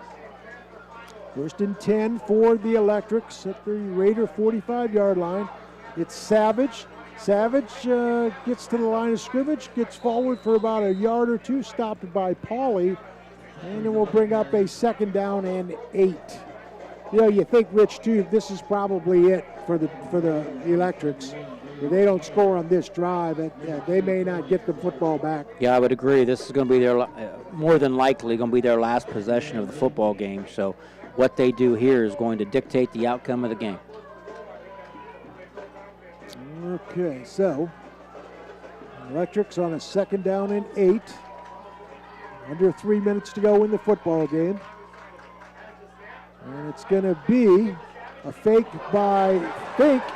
And he's going to keep the football and get the first down. Boy, that was just great ball fake. He faked everybody out and gets the first down all the way down to the Raider 30-yard line. So Case Fink with some nifty ball handling. Had everybody on the Raiders fooled, and he gets a great 12-yard run. So 1st and 10, WB Green Insurance. But he didn't get out of bounds. As soon as the chains were spotted, the clock started to run. Correct. It's going to go to, that's Max Zimmerman, and Zimmerman is thrown down behind the line of scrimmage by Logan Neiswanger. Guy plays both ways, so no gain on the play, so make it 2nd down and 10 here in the waning moments of the fourth quarter. 7-6, Morgan over Philo. And the Electrics facing a 2nd down and 11. Fink rolls to his right, looks to the side, decides to run, and is knocked out of bounds after a gain of 2 or 3. Nice job of contained that time by the Raiders. Philo had 3 guys out in pass patterns, and Morgan did a very good job defending that play. They did, because Fink was thinking pass all the way until Morgan took it away and then simply ran out of bounds to stop the clock. But a great play by Fink to get the clock stopped. 3rd down and 8 for Philo, and you know, at some point you start talking about play of the game and this, that, and the other. Well, this is a very important play. If you don't get it here, you're really in that desperate situation where you have to convert on fourth. So at least get some of it back would be the thinking. And that's exactly what Philo's thinking. 1:59 to go. They burn timeout number 1. They have 2 remaining. So I think in this case it's 3rd and 8. The Philo coaches, Rich, probably thinking 2 downs. What's our best play in this situation based on what we do well, based on what we've seen in film for the Raiders defense. Exactly. They're talking to their coaches in the box about what they've seen all night long and what has worked, and going to be talking to their team about probably 2 play calls.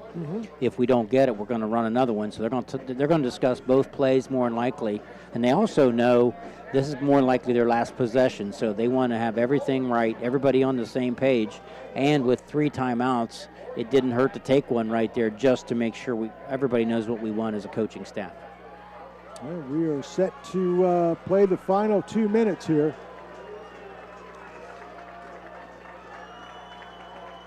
It will be Case Fink at the quarterback spot. Everybody making noise now. The crowd is alive. 3rd down and 8. Under 2 minutes to go. Philo trailing by a point. In motion. Oh, we're going to get penalties. We're going to get, I think, movement on Philo. Both teams pointing the other way. Let's see. Somebody's going to have to come make a decision here. Well, now they're going to have to discuss it.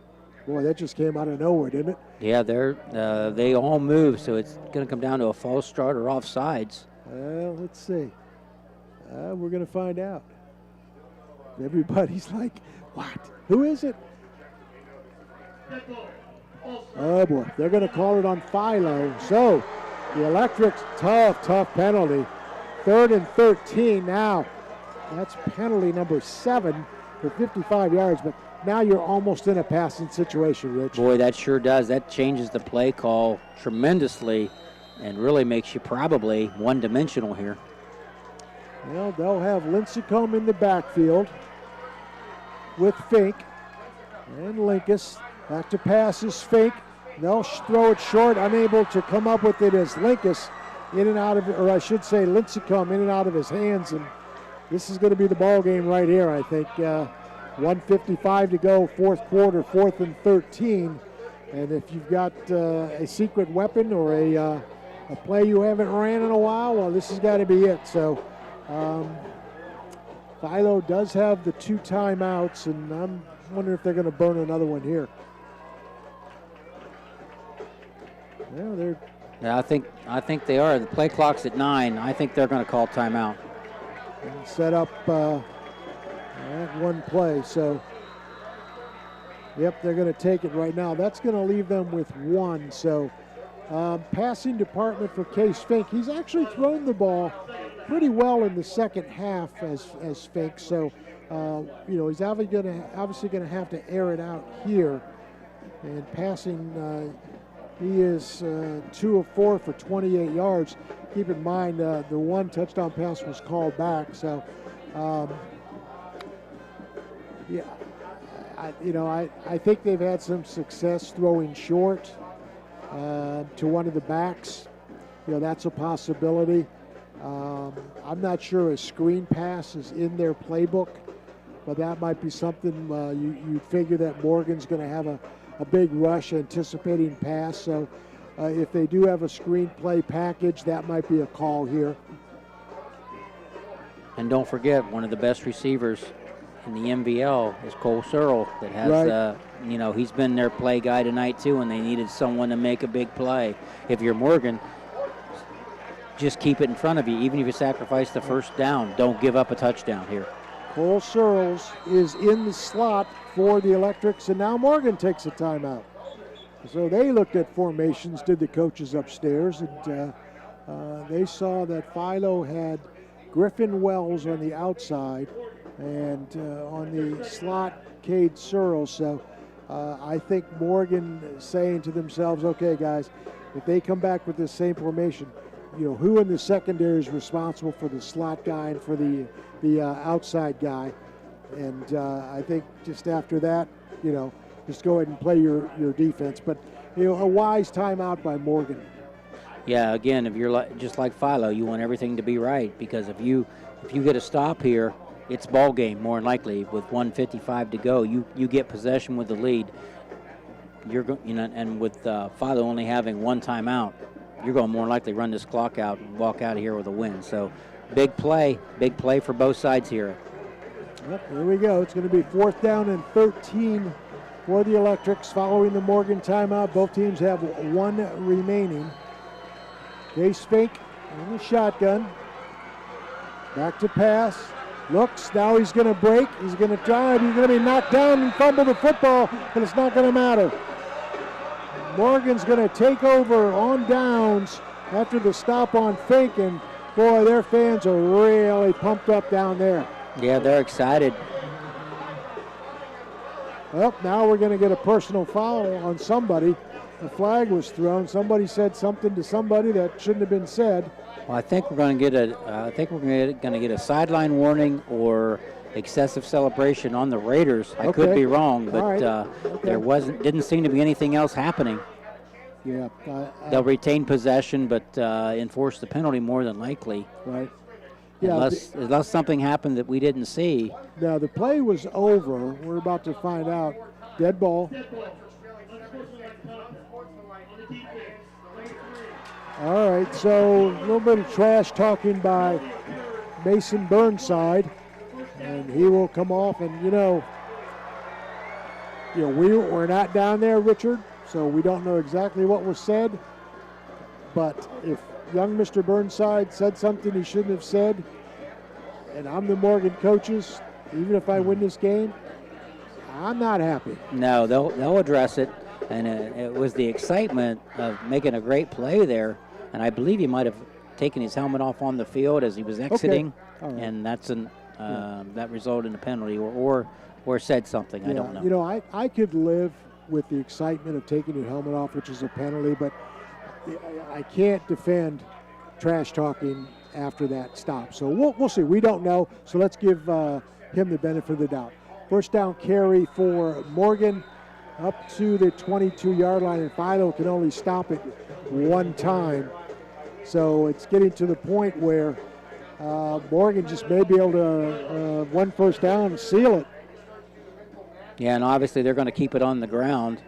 And Copeland, they're gonna keep it in the sure hands of Copeland, probably, or Wade Pauley, and just get as many yards as you can, but don't fight for the extra yard and have a fumble, and see what happens here to close this game out if you're the Morgan Raiders. We want to remind you that we have the Lock 9 Pizza Player of the Game coming up after the game, and the Guernsey Muskingum Electric Power Lineman of the game. So, hey, we're gonna give one of those guys up front a great looking T-shirt for him, and the Player of the Games gets the pizza. Somebody pointed out to me that shouldn't it be the other way around? That the lineman gets the pizza and the Player of the Game gets the T-shirt. Feed me, right? Yeah, you would think, but we'll see. We'll see. So, but yeah, stay tuned for that. We also have the drive of the game coming up, and certainly our post-game report will include stats and final comments. So stick around. The West 40 Auto Sales Play of the game, Patrons Buckeye Mutual Insurance Drive of the game. Another penalty flag flies, and I think maybe somebody jumped off sides and trying to beat the snap count, and it's desperation time for Philo. Yeah. Delay game for the offense. Okay. All right, so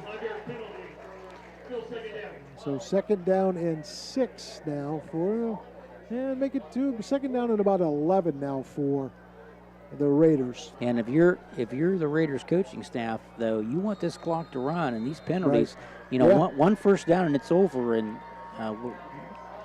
they're making it a lot harder than it needs to be. Well, they're keeping it in the guy's hands who they should keep it in. That's Copeland.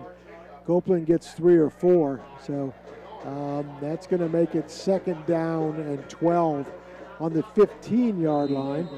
And we're going to have an injured player for Philo, and that will stop the clock. So That's a debate that goes on too. We talked about targeting in the first half.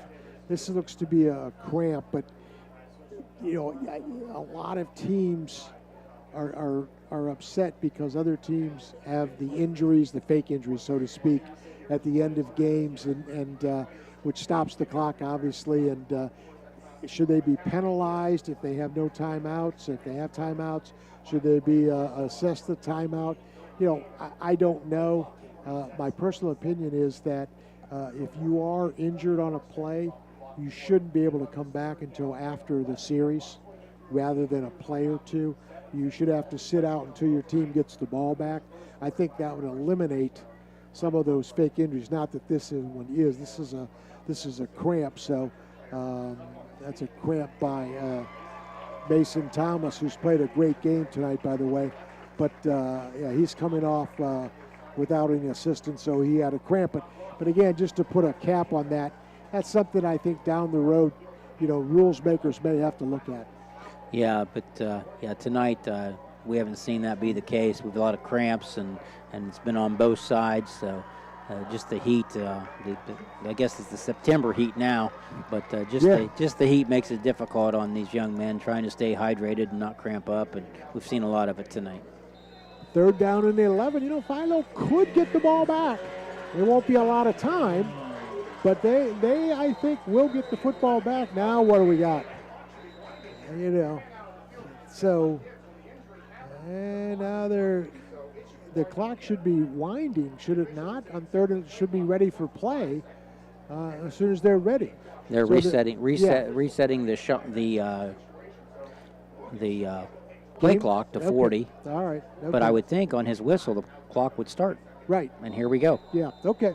So the clock is now moving officially down to 1:25, and they do have the benefit of the play clock, which is plenty of time, 30 seconds to go on the play clock. So again, Philo could get the football back, but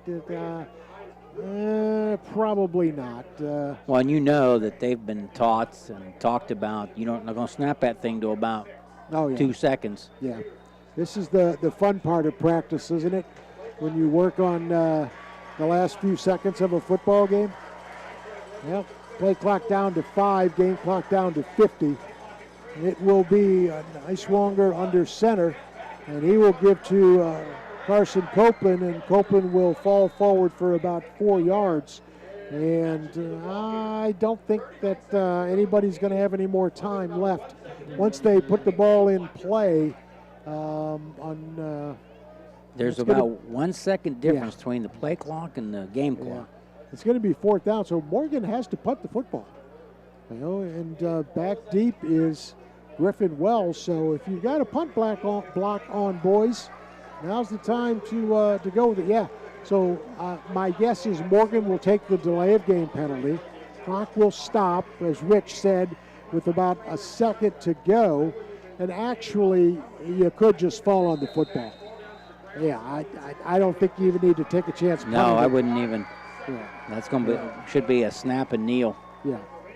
So Morgan is going to win this football game, and just looking ahead for Morgan, they're going to go to 3-0. Next week they have Sheridan at home. Won't that be interesting? Yeah, that game's going to have new meaning than that's had in several years. It's the last time the Generals rolled into town thinking that they had an easy win. So the Raiders, congratulations to Coach Bowman and his squad. And for Philo, hey, it's back to the drawing board. But I still think this is a good football team, and they're going to win their share of games. I believe that. It's just a tough loss. Yeah, you can't get your head down. It's week 3, and with the expanded playoff system in the Ohio High School Athletic Association now, when the top 16 make it, there's plenty of opportunity for postseason play, and you just got to focus on getting better every week. All right, so here we go. Officially, they put 2 seconds on the clock. Carson Copeland is the punter, but he's not going to do anything with the football except fall on it. And Philo, unfortunately for the Electrics, there's nothing they can do to stop it here. They're just going to keep the football in Logan Nicewanger's hands, and the Morgan Raiders come to town and pull the upset over Philo 7-6. Boy, oh boy, who really would have thought this? If Morgan felt disrespected going into the season or going into this football game, that has changed, my friend.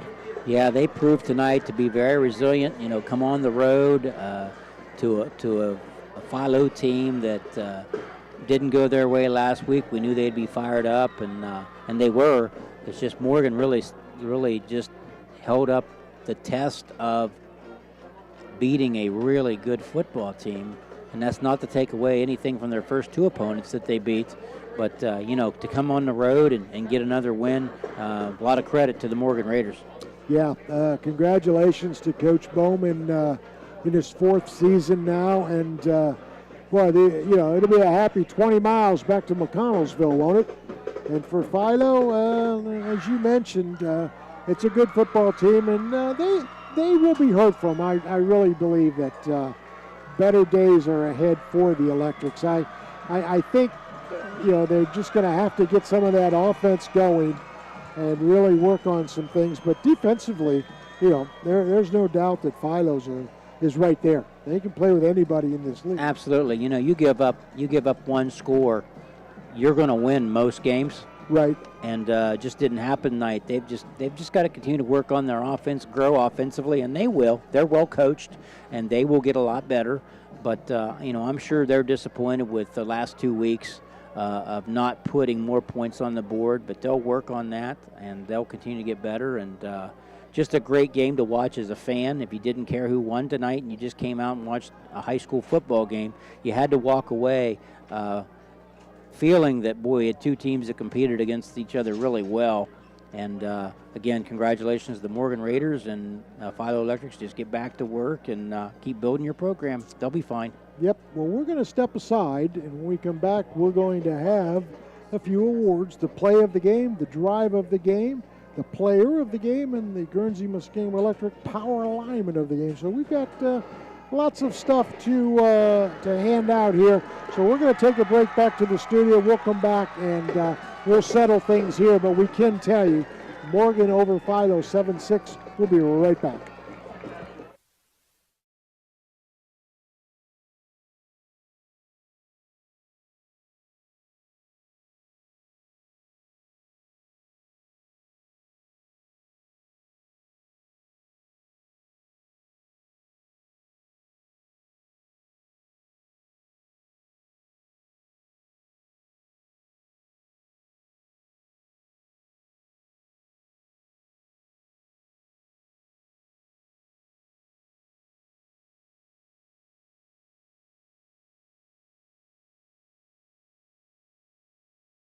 is a mutual insurance company established in 1896 for the purpose of providing insurance coverage to rural Ohio. They offer a product to meet your insurance need, whether it is for a farm, rental dwelling, home in town, secondary or seasonal dwelling, churches, or mobile home. They partner with Grinnell Mutual Insurance Company to offer liability coverage to package with their patrons' Buckeye Mutual policy. Call today at 638-3604 and follow them on Facebook at Patrons Buckeye. Gardening expert, TV and radio host, author, and columnist Melinda Myers has more than 30 years of horticulture experience. Listen to Melinda's Garden Moments on this station as she helps everyday gardeners find success and ease in the garden through her Melinda's Garden Moments segments. I'm Melinda Myers, and I love gardening as much as you do. Melinda shares must-have tips that hold the key to gardening success.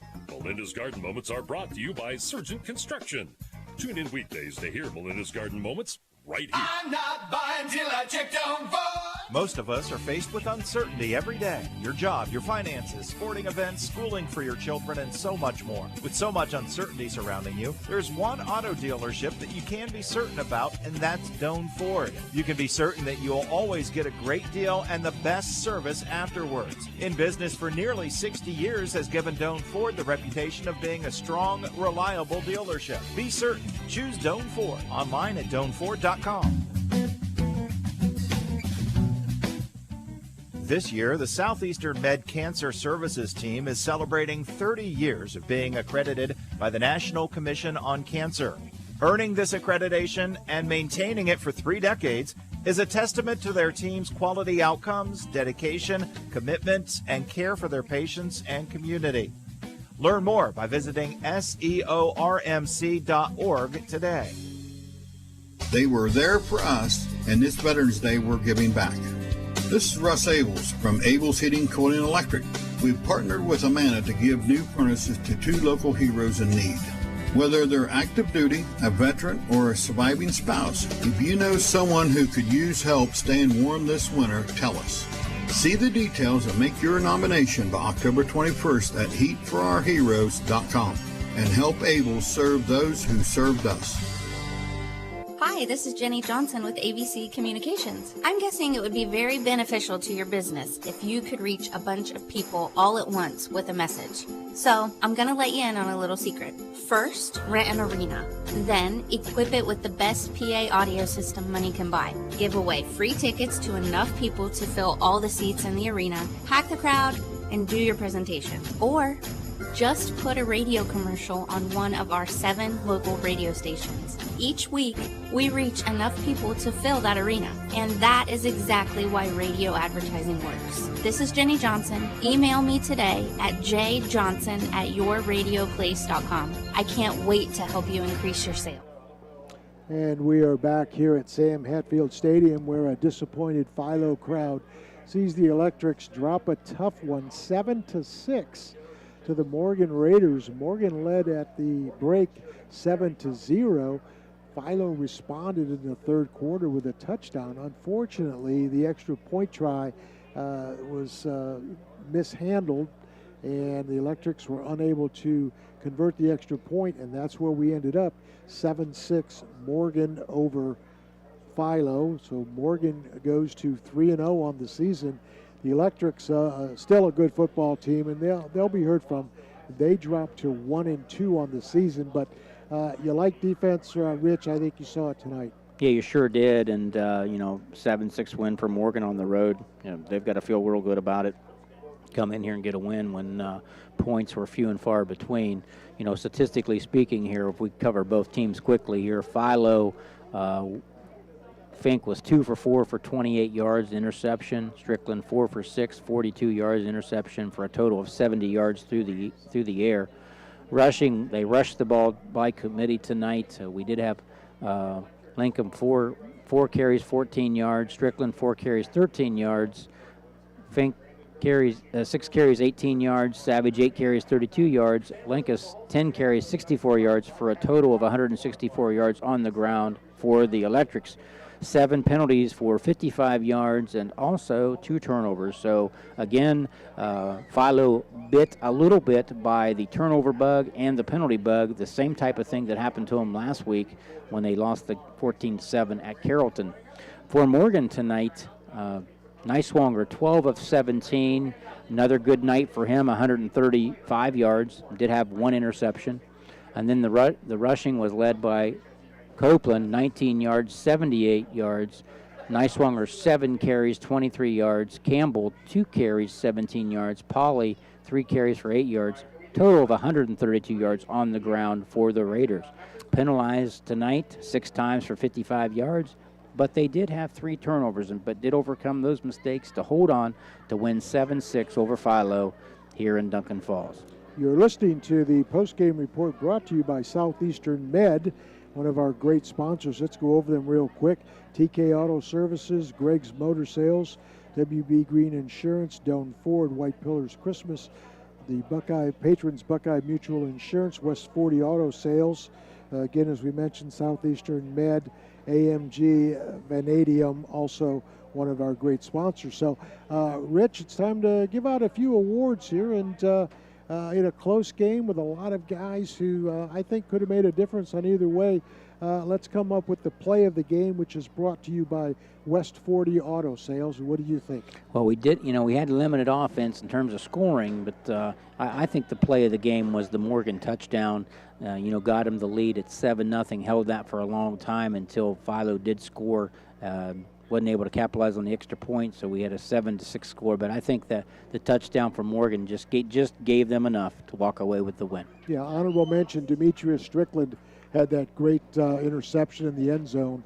That was under consideration for the play of the game as well. And then the drive of the game brought to you by Patrons Buckeye Mutual Insurance Company.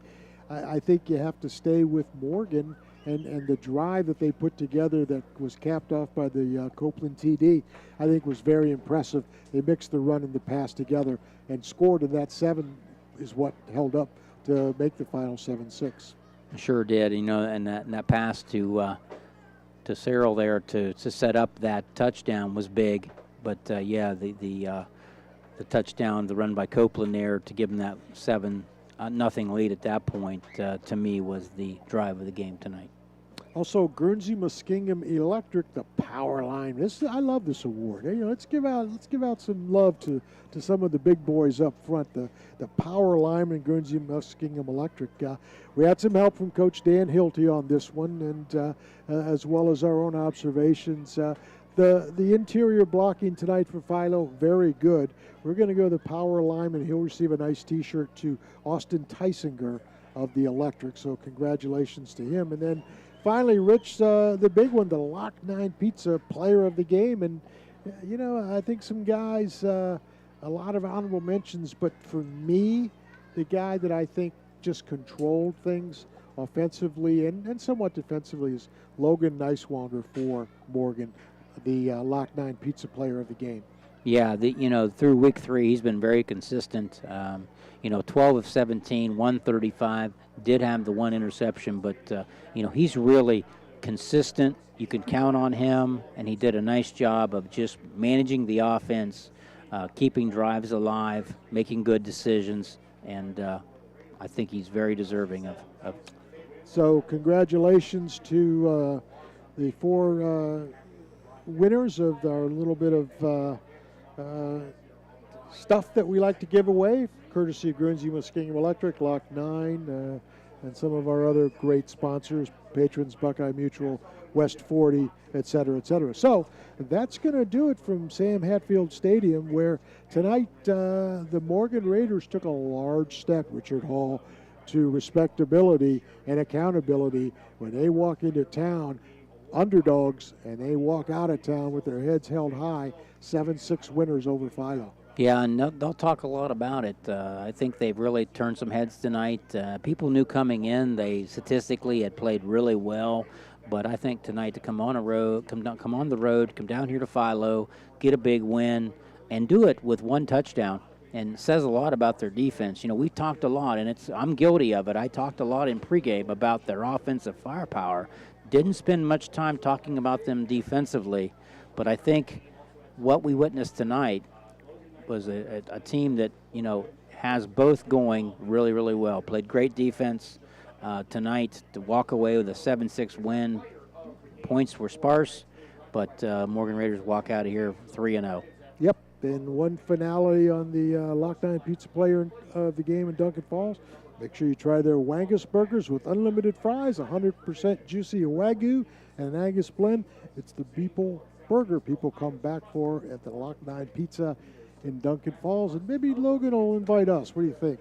Highly unlikely. You never know. Yeah, you never know. All right, well, that's going to do it from Philo Duncan Falls here as the Morgan Raiders move to 3-0 on the season.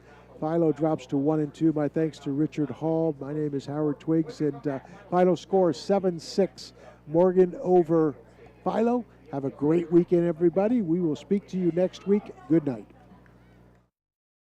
Thank you for watching AVC Sports.